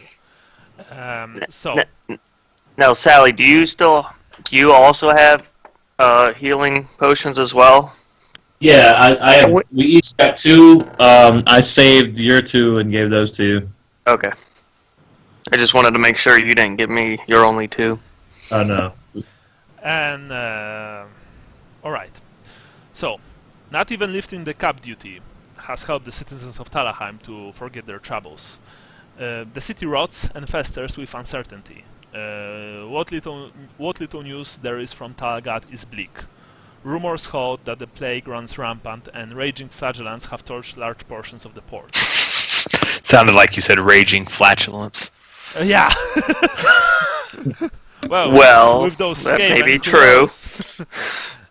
Yeah, actually, I have trouble speaking few letters, both in Polish and No, it's just what it's just no. It's You said it right. It's just Yeah. the words are Yeah. very close. yeah. flatulence.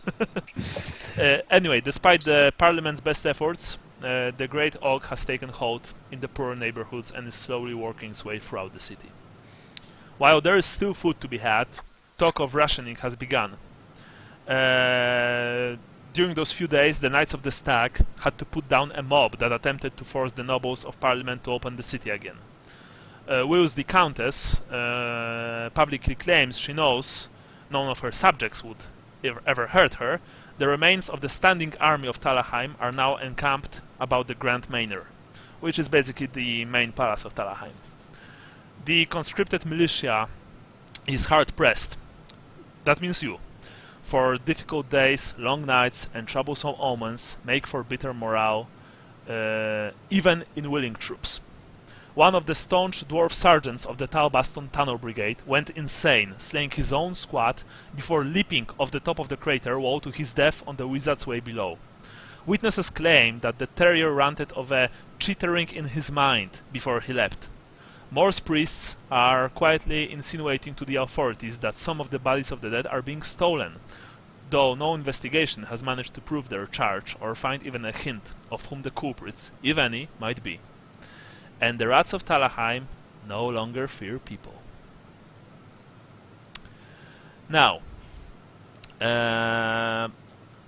it's rather clear that regardless of whether you have been,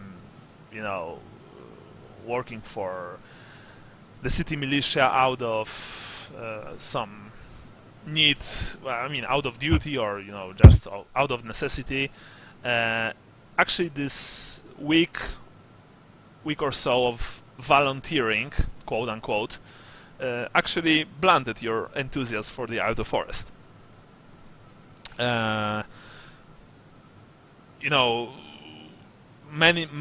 Some of you might even ask yourselves, was it a good idea to sneak into Talabheim in the first place? Because let's face it, your situation sucks. Natives to the city, tell you that Talabheim is on edge, and the possibility of rioting in the streets has made the rich and powerful very anxious. Although you haven't patrolled any of the rich quarters, you know that many of its inhabitants have turned their manors into fortresses. Now, everyone please make a gossip test. That's intelligence we're testing on? Gossip is fellowship. Okay. Or is it? I'm trying to see if I have any... No. Oh, so close. Gossip. Yeah, it's with a bonus, so... Those who didn't pass, like, with... Alright, well, Jason didn't really pass. If I had gossiped with criminals, I would have gotten plus 10%. Well, alright, let's say that you've gossiped with criminals. So everyone except Jason passed the test. So it will... I do have Streetwise, I think. Yeah, if you have... That's what I was talking about. I have Streetwise. Yeah. I'm actually not sure I have it. I have Alley Cat. So anyway, you've learned the following things. We shall start with... What? Okay. We shall I do have Streetwise. Yeah. Oh, I really passed it. Wow. Wow, alright. So you get 2 snippets of information. Let's start with Sean. Sean, you've learned that the number of young litigants, and even a few of the more liberal judges, have begun poring through the old law books to cite ancient laws regarding Talabheim's appropriate behavior under conditions similar to those the city now finds itself under. And supposedly, an old law holds the city must pay all volunteers a shilling a day. Okay. Which, is a lot, basically. It's a shilling a day is a really huge amount of money for a guardsman in any city in the empire. It's remember that it's a silver coin. Yeah. So that's what you found. Now, Andy, fires, you've learned that fires set by flagellants have destroyed 2 of Talgad's neighborhoods. Although, you know, this might be false. You don't really know that. Just like Vincent isn't, you know, 100% sure if the talk about shilling is true. All right. Now we have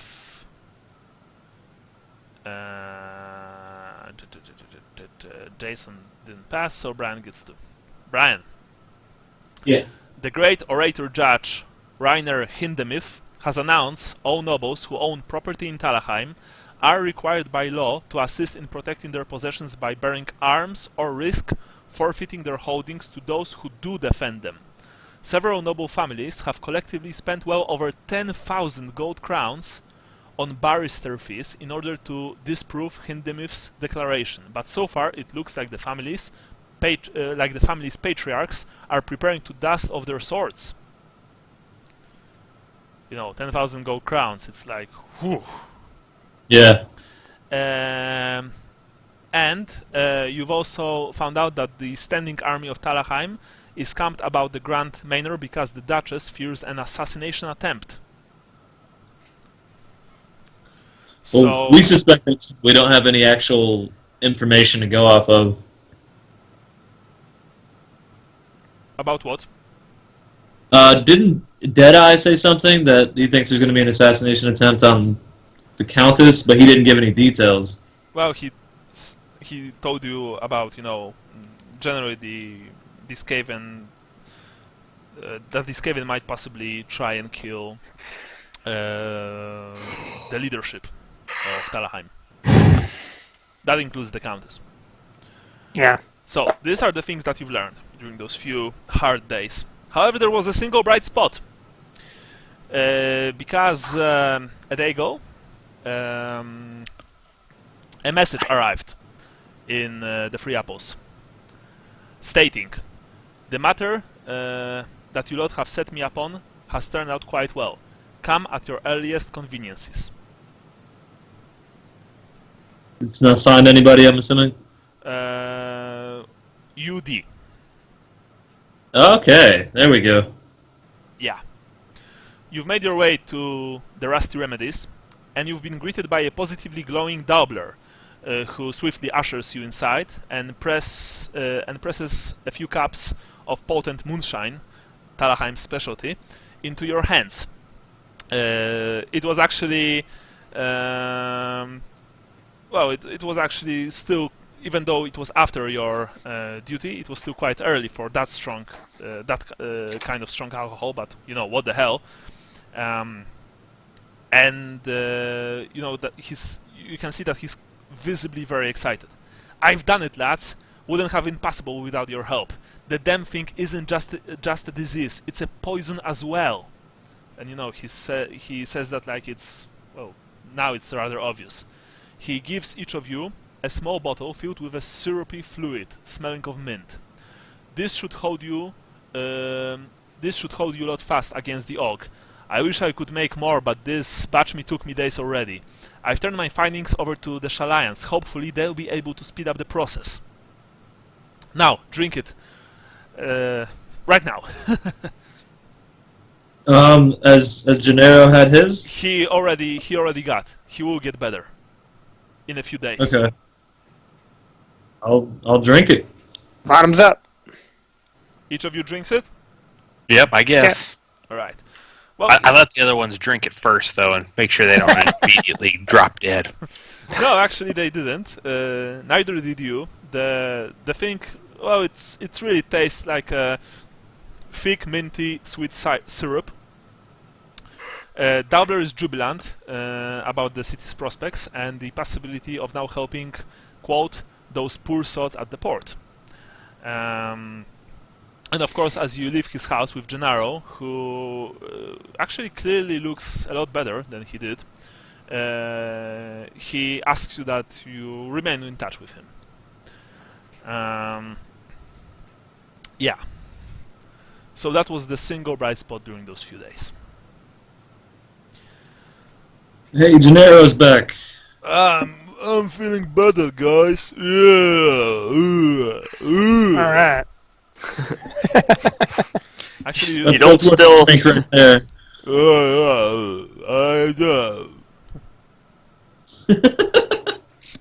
You still sound a little sick. I still talk funny, but at least I'm not so sick. Although the doctor said that those patches on my chest and neck will probably remain with me forever. Yeah, he's a good guy, that Daubler. Yeah, a very good guy. Seems that way. Yeah, you return to Free Apples, and well, I guess this calls for a celebration. Don't you think? Oh yeah.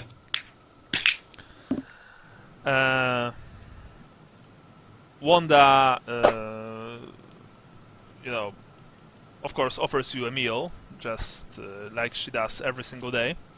You still have to pay for your meals, but she gave you like probably the biggest discount that's possible to give, because you are essentially paying a single penny for both the meal and the ale. And her cooking, despite hard times, is as fine as ever, even if the portions are a bit smaller. So you return to your rooms. You still sleep in the configuration for like Sally and Gennaro in one room and the rest in the other. I've got the food and the ale tonight. Yeah. Okay. To your room. No, oh, sorry. Like you're paying for it. All right. Yeah.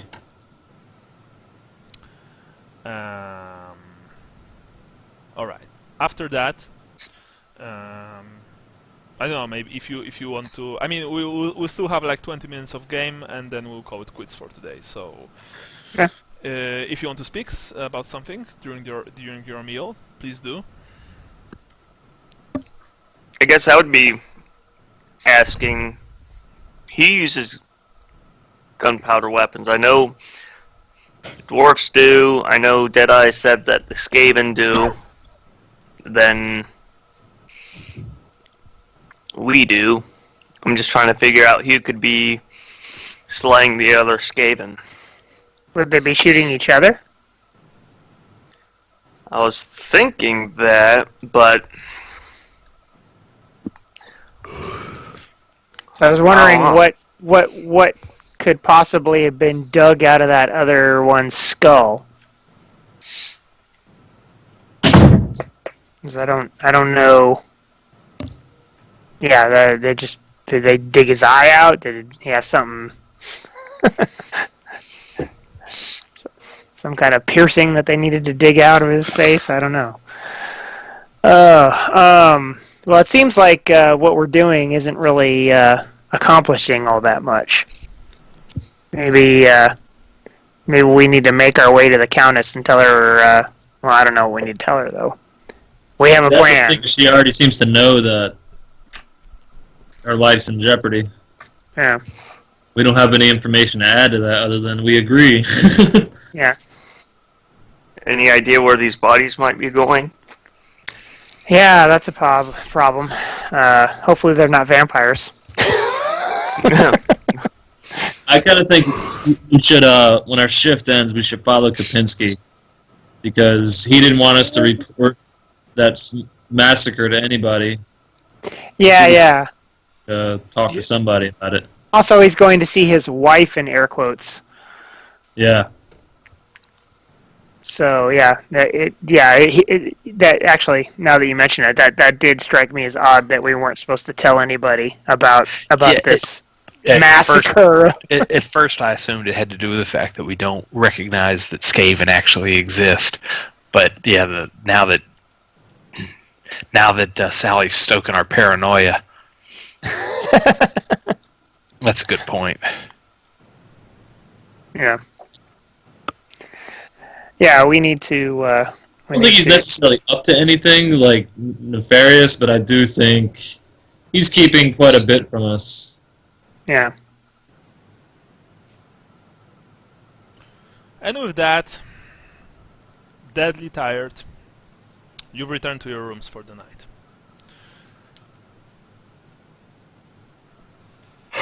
Every single one of you roll a perception test. Awesome. A small hint. Luck points are important. Aha! I passed. Oh, luck. Oh! Now, it's only a botch if you fail, right? It's a botch when you have double digits above Right. your stat. Right, Yeah. but you double digits and you fail, right? Yeah. Okay, Oh, cool, because I rolled Gennaro 11, but I rocks. passed. Wow. Alright, so Sean passed, Jason didn't pass, Brian didn't pass, No. and Andy passed. Jason, you want to spend your luck? It wasn't a critical failure. Alright. I think I'm not, just because I don't want to have a critical failure using a Well, luck point. Luck points refresh every game, not every day. So Yes. we're about to end this game.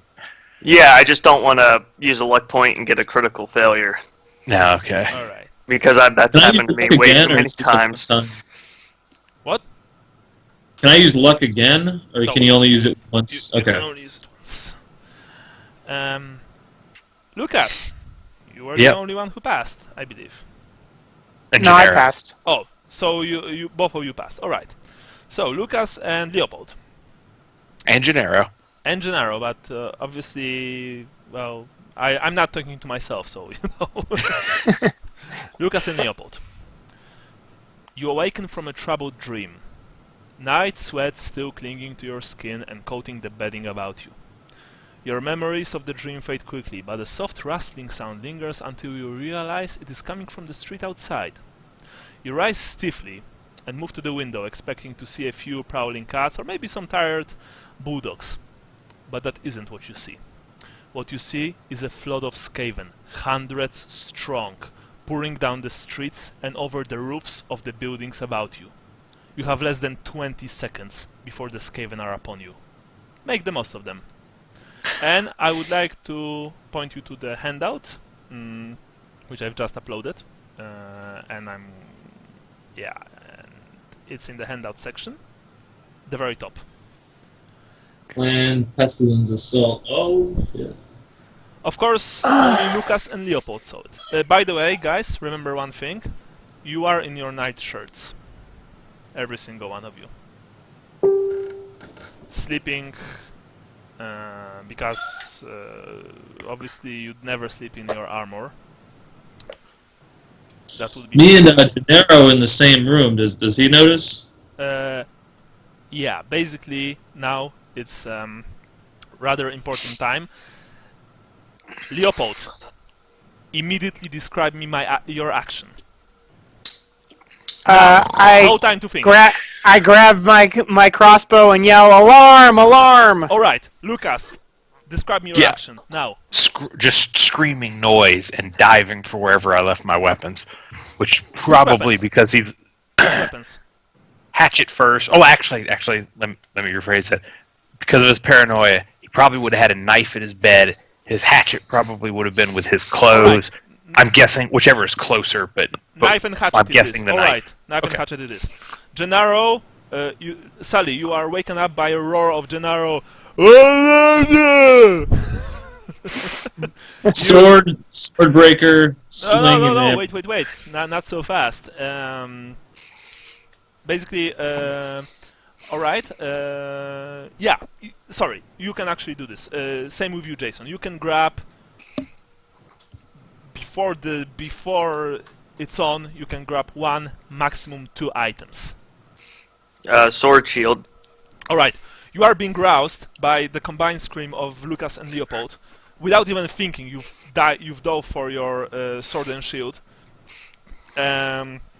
Sally, you are basically no.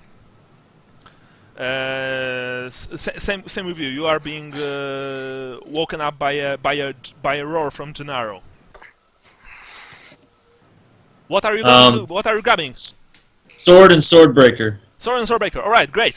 Right. So, you manage to grab it. Suddenly, a window bursts. Lucas, Leopold, and Vincent. And frothing Ratman leaps through the window and starts lying about the room with a rusty flail. What are you going to do? Stab Shoot it. it. Alright, agility tests, everyone. He likes Alright. jumps inside and begins to flail like madman with his weapon. Since I'm naked. Just the 3 guys in that room? Yeah. Alright, Jason and Andy, without even thinking, you've rushed the beast and you've thrown it out of the window. It's like "Ah!" and disappeared outside. Close the shutters. Actually, the shutters have been destroyed by this thing. And every single one of you see what's outside.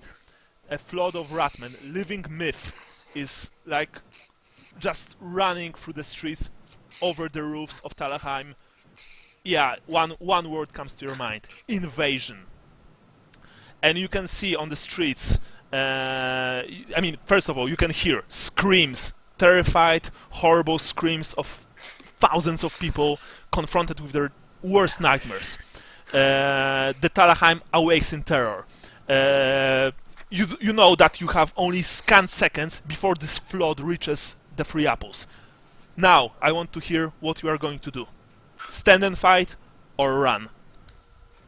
Grab our stuff. Well, I'm going to start gathering my stuff. As I say, somebody. You know one thing: if you start gathering your stuff, they will catch you, because, like I said, it's not a single Skaven or 10 Skaven; it's hundreds of Skaven running towards you. I want you to understand this, guys, because in a few seconds you're going to be basically overrun. All right, I'm grabbing my sling bag on my way out. All right. Stand and fight, but I'm putting my boots on because I'm dying with my boots on. Alright, so you are putting your boots on, you are standing in the room with your nightshirt and your boots on, and you are staying. Vincent runs past you outside. Leopold, what are you going to do? I try to grab my armor and run for the door. You won't be able to grab every single... well, first of all, you have weapon in hand. Remember that, guys. You've told me that you have weapons in hand. Yeah, well, then I just have my weapons in hand. I guess that's it. I'm gonna make for the door because I don't see how we can. All right, Lucas. Flee! I'm also yelling grenade. I'm just yelling it because so I'm running, but I'm just yelling grenade. All right, Lucas. Another one of your comrades ran past you. The other one is screaming something. Sounds like nade. You don't really know. Sally, Gennaro basically grabs you by the shoulder and ushers you towards the door. Since Can I grab my backpack? Like, hook my arm through my backpack? Yeah, you can do this, and that's all. Like, I'll leave the armor, because I obviously can't put that on, but I need the backpack. Yeah. Well, Since Yeah? the other guys in the room ran, I assumed they were going to stay. I will back out. Obviously, Yeah. I probably lost my shot at running, but No, actually Lucas not. is like tactical withdrawal at the very least. If you are Lucas running... yells, "Let's fight!" and then like the door just like creaks. Nobody else is behind them. Yeah, it's like this cricket chirps. Yeah, actually no, you haven't lost your chance at running because it was like 2-3 seconds before you understood that no one is with you. So as you ran outside and you had your rooms on the top floor, you saw that almost everyone were at the bottom. So you are running after them. You are escaping the Three Apples just as all around you chaos ensues. You can see people stumbling into the streets only to be cut down by the advancing Skaven who slay without pause as they move into the city. These Skaven are nasty looking diseased beings, bound in leather wraps and rotting rags. You can, well, you know from where they are coming from. They are pouring out from the direction of the rat holes, ironically enough. Yeah, and you are trying to, well, run with the crowd, the crowd escapes in the completely opposite direction. So it's the direction of Low District, Dark Rock Downs, Manor District. You can see it on the map. You are running through the streets with thousands of panicked people, most of them in their sleeping attire or no attire at all, because there are actually many naked people running with you. But you've noticed one thing: the Skaven are faster. They are much, much faster.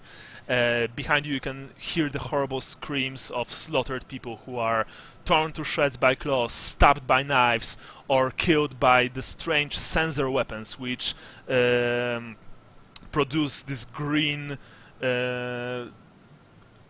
diseased smoke from whatever foul substance is inside them. You can hear those things snarling at your heels. And yeah, it looks like this. You are running in this huge group, which is followed by like a wall, a tide of fur, claws, fangs, and old rusty weapons. And you know one thing: you're not fast enough. And you know one thing more: you're doubly not fast enough because of Gennaro. Because he has a prosthetic foot. So, first of all, everyone makes a single weapon skill. Just roll for your weapon skill. No bonuses, nothing. Alright. I'm gonna use a luck point. Alright. Ooh. Oh, Brian, Elbow is. that's 100. Crap. I'll use a luck too. Yeah. So who loses luck? Alright. Oh my god. I was passing all those search tests before, like flying colors. That's why I said earlier I was passing everything, and I knew I was going to be screwed if we ever got into any kind of combat. I'll I'm use out of one luck. Alright. Oh, even worse. Alright. Alright. Oh well. Jason? You want to lose your luck? Jason? Sorry, I was on mute. No, I think I'm gonna hold on to my luck. Has anybody passed? Nobody passed. Yeah, You- actually I'm going to Might roll want for you Gennaro. then just to passes. Oh my god, Gennaro sucks as well. Well, actually, he passed. Alright, so you saw the following thing. Like I've told you before, the Skaven are faster than you. Some of them ran in front of the horde, chasing you, and began to savage your flanks. But with the, with the corner of your, by the corner of your eye. Is that how you say it? Yeah, Alright, now. in the corner of your eye. Who the hell disconnected? Sean? Sean. Yeah, you see that. You see that some of them are actually on the roofs. They are running past you parallel on the roofs. And by the way, you saw many other things. You saw, as you were escaping the three apples, you saw that the halfling innkeeper Wanda, you saw her roaming with her staff over the various balconies and the roof of her inn, pelting the oncoming ratmen with rotting fruit. I know we should have stayed. Yeah. You saw a big group of bulldogs, around 20 strong, stand in the midst of the street, weapons drawn. Hold! Hold! They're just rats! They cry as the running crowd surge past them, and some of the people even trampling them. Lucas, you actually saw a man wrapped in some kind of fur, standing on a low rooftop with arrows all about him. He calmly fires arrows into Skaven that have come close enough to strike at the humans running on the street, until he is, at last, swarmed by dozens of the ratmen who scale up the walls of his building with ease and kill the brave man. But like I said, that wasn't the worst thing. The worst thing was the fact that a few Skaven caught up to you and managed to savage you with their weapons and claws. Sally, you were slashed in the face by Ratman's rusty blade. Now let me see.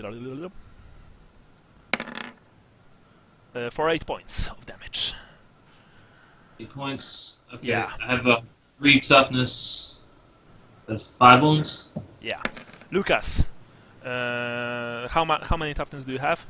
4. Fortunately, the rusty flail managed to, fortunately not for you, but not for the person running right next to you, a blow which was intended to crush your face. Hey, Hey! my internet just totally fell apart on me for a second there. Alright, well, glad to have you back. Leopold just died. Yeah, as I I seriously need to contact my internet service provider because ever since that happened the last time, it's just been real spotty and it's gotten worse. And I'm paying way too much money for yeah, crappy. actually, I would, like, tell them what I think about this, if you know what I mean. Oh yeah, absolutely. No, I'm paying for broadband internet and it's dropping out. That's just not. That's cool. not cool. Yeah. So anyway, you haven't missed much. I was just describing how you were escaping and how many of the Skaven were actually cutting up to you, running over the roofs. I was describing Wanda and her staff throwing rotten fruit from the free apples in at the Skaven. I was describing how Lucas saw a single archer defending the people running through the streets before being killed by the Ratman himself. I was also describing a group of bulldogs who were, trying to yell at people, telling them to stop running because they were just rats. And now the Skaven are basically savaging you because many of them simply caught up with you. Sally has been slashed at the face. Lucas, your head have almost been caved in by a sensor blow. However, a short, plumpy man to your left, caught one for the team, and essentially got destroyed. So you can live and fight another day. Vincent, 5 points of damage for you. All right. I got toughness 5, so. So fortunately, for some reason, the long rusty sword only caught your sleeve. Leopold. You have 3 points of toughness, so nothing. Same with you. You've managed to dodge at the last time.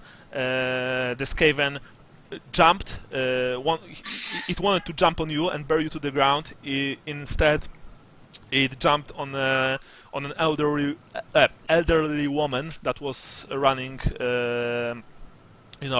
right next to you, and with a horrible scream, she fell to the ground and died in a very, very bad manner.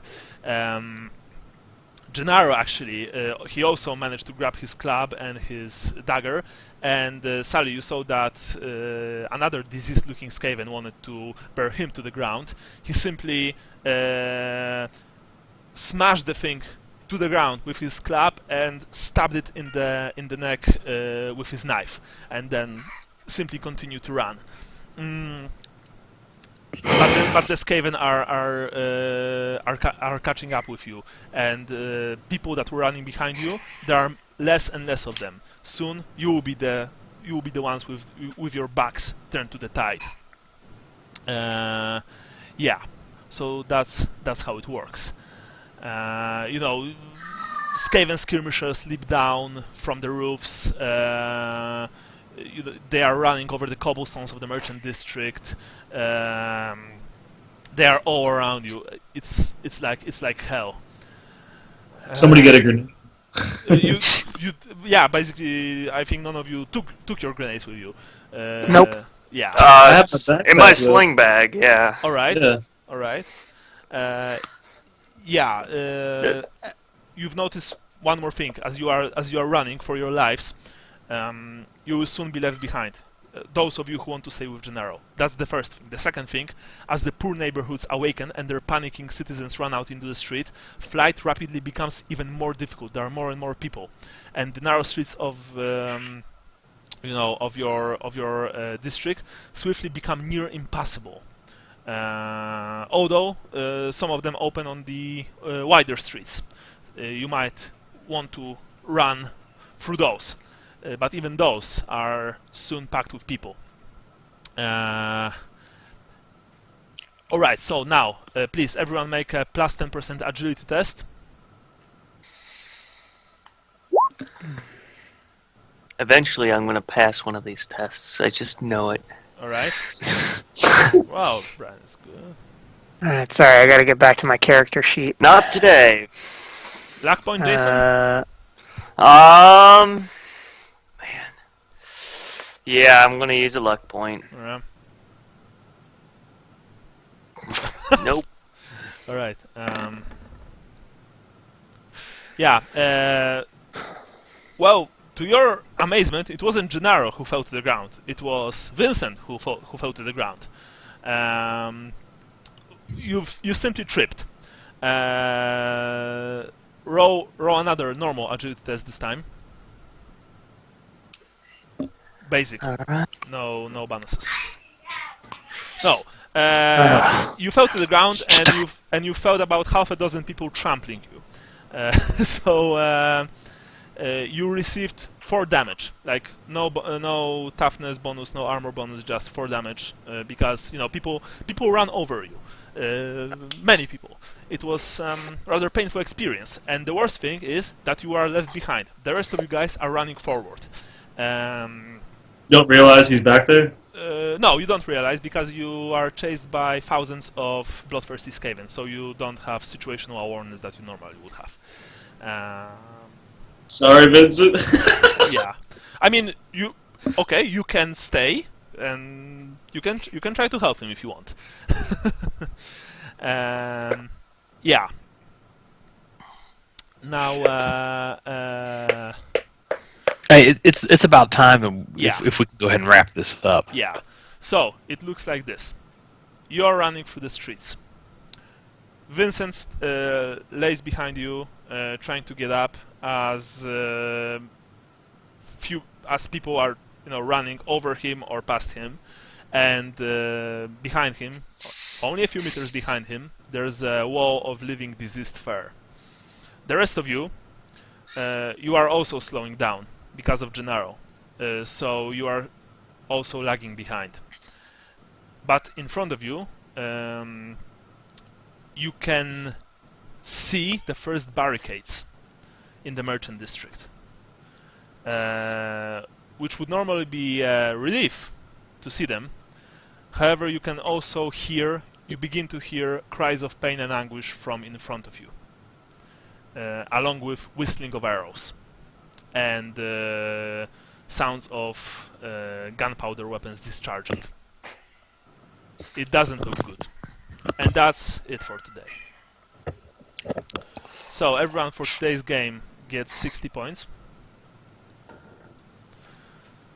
For your characters, everyone gets 10. For your birthplace, Brian. I had said something to Andrew in text. Yeah, about Molotov cocktails Yeah, I said in Tilia. Word, yeah. Okay, 5 points for that. That was random, but pretty good. Andrew. The most. I mean, obviously, I didn't do a whole lot of talking today because I was muted most of it. But the wanting to stand to fight for Talabheim, only for my compatriots to run off like well, yeah. We were trying to flank them. Of course. It was a strategic rearward advance. Yeah. So yeah, that was the most Talabheim thing I did. 5 points today. Because you were prepared to die for your city, but not really. But that was good. Jason. I think the only reference to back home was when the Deadeye was talking about the sieging, and I kind of referenced. Oh yeah, I that remember. father's military. Father. All right. Well, I can give you 5 points for that. Better than nothing. Sean. I don't feel like I don't recall doing anything that was particularly Wissenlandy today. All right. Brian, religion. I said Reynolds had my back when I found out all the halflings had been getting sick from the sewer duty. Okay. 5 points for that. Andrew. The closest thing I did was when the option to take stuff from Deadeye's place. I only took the leather leggings. Cool, actually. Consistent with Talabheim land. Yeah. Or sorry, not Talabheim. Tall. Tall. 5 points. Very good. Jason. Yeah, more. 10 points because you were trying to, get in touch with priests, asking about Solek and so on. All right. Sean, 5 points for Sigmar reference. Yeah. With Deadeye. Star sign, Brian. Rhea's Cauldron, righteous, fearless, merciful. Taking Gennaro again. 10 points. All right. Andrew. What are we doing? Sorry. Star sign. Star sign. Star sign. Mummet the Fool, which is sensible, intuitive, lucky. Reasonably lucky to avoid the sensor flail. I'll give you 10 because you found common sense and tried to escape the the tavern room instead of fighting a few hundred pissed off Skaven. By the way, you don't know. Sorry for the handout name. You don't know, of course, the name Clan Pestilence. Any of you? It was just like for my convenience. I'm not going to change it. Let's leave it at that. But just so you know, 10 Sally, you got 10. You got 10 for your star sign, right, Sally? Yeah. Yeah. Okay, Andrew, just Brian, 10. Jason. I think not wanting to take anything from Deadeye until he was awake and aware when we were grabbing gear. That's as far as that. Yeah, I didn't really make any combat stuff. All right, 10 points. Sean. I wasn't particularly frugal or greedy or money grubbing, except I did want a free crossbow. But I didn't belabor that point. Yeah, 5 points I think for that would be Okay. pretty good. Doom and Gloom, Brian. The fearless or the blind maiden shall weigh thy soul. I don't think I have anything. All right, Andrew. Yeah, the sword shall bring no justice, only suffering. I think that ties in with the star sign in a way. Like that's really the only thing, and I don't know that it would really be fair to essentially double dip. So, okay. Nothing else really. Okay, so Jason. I made the comment. It was out of character, but my Vincent's demeanor while in the tunnels was very what is your nervous. star sign? Oh, it's I'm sure you're Doom. Doom, yeah. The Doom is the tiniest of Tal's children will feast upon thy gut. So I didn't like being in the tunnels with the rats. That made me nervous. And I thought there was one other little. Actually, tidbit. I haven't saw that really. And I mean, I'm not trying to be picky with this, but same when I was saying that the rats of Talabheim are no longer afraid of people. That was actually a pretty good point for you to I referenced it when we started to go underground that Vincent's not going to like that. But that's I think really about it. And the fact that I rolled horrible every time I was in the tunnels. Yeah. Like I said, I haven't really seen it today. Okay. But okay. Next time's the charm. Sean. The hourglass shatters before the last grain falls. I didn't really feel like I did anything doomy.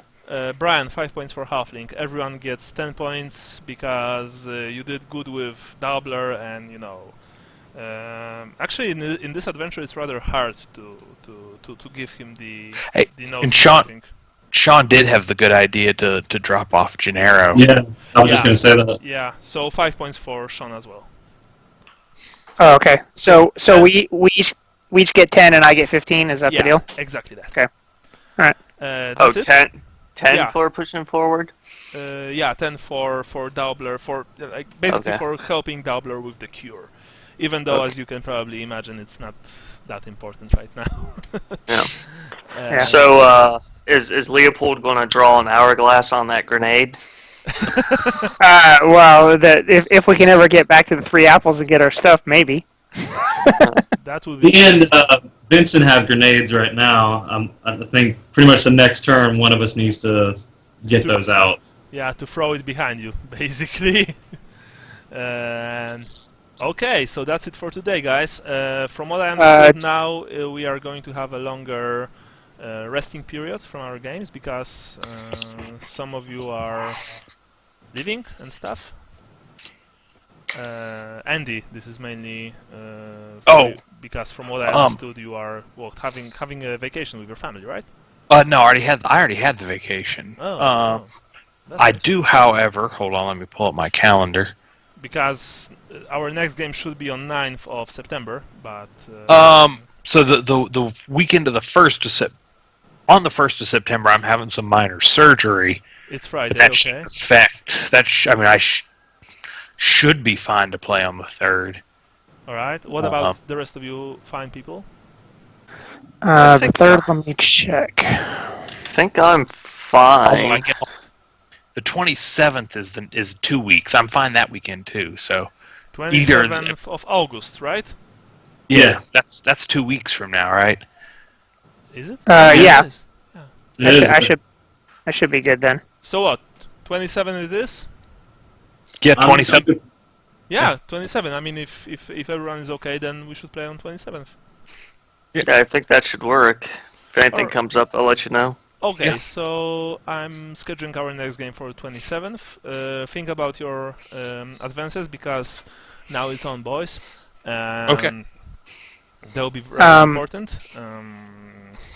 Do I get the note-taking bonus? Yeah, 30 points for you for 3 notes. Next time I want someone else to do Yeah. them. Yeah, it'll be my turn next time. Okay, cool. Brian, what were you asking me?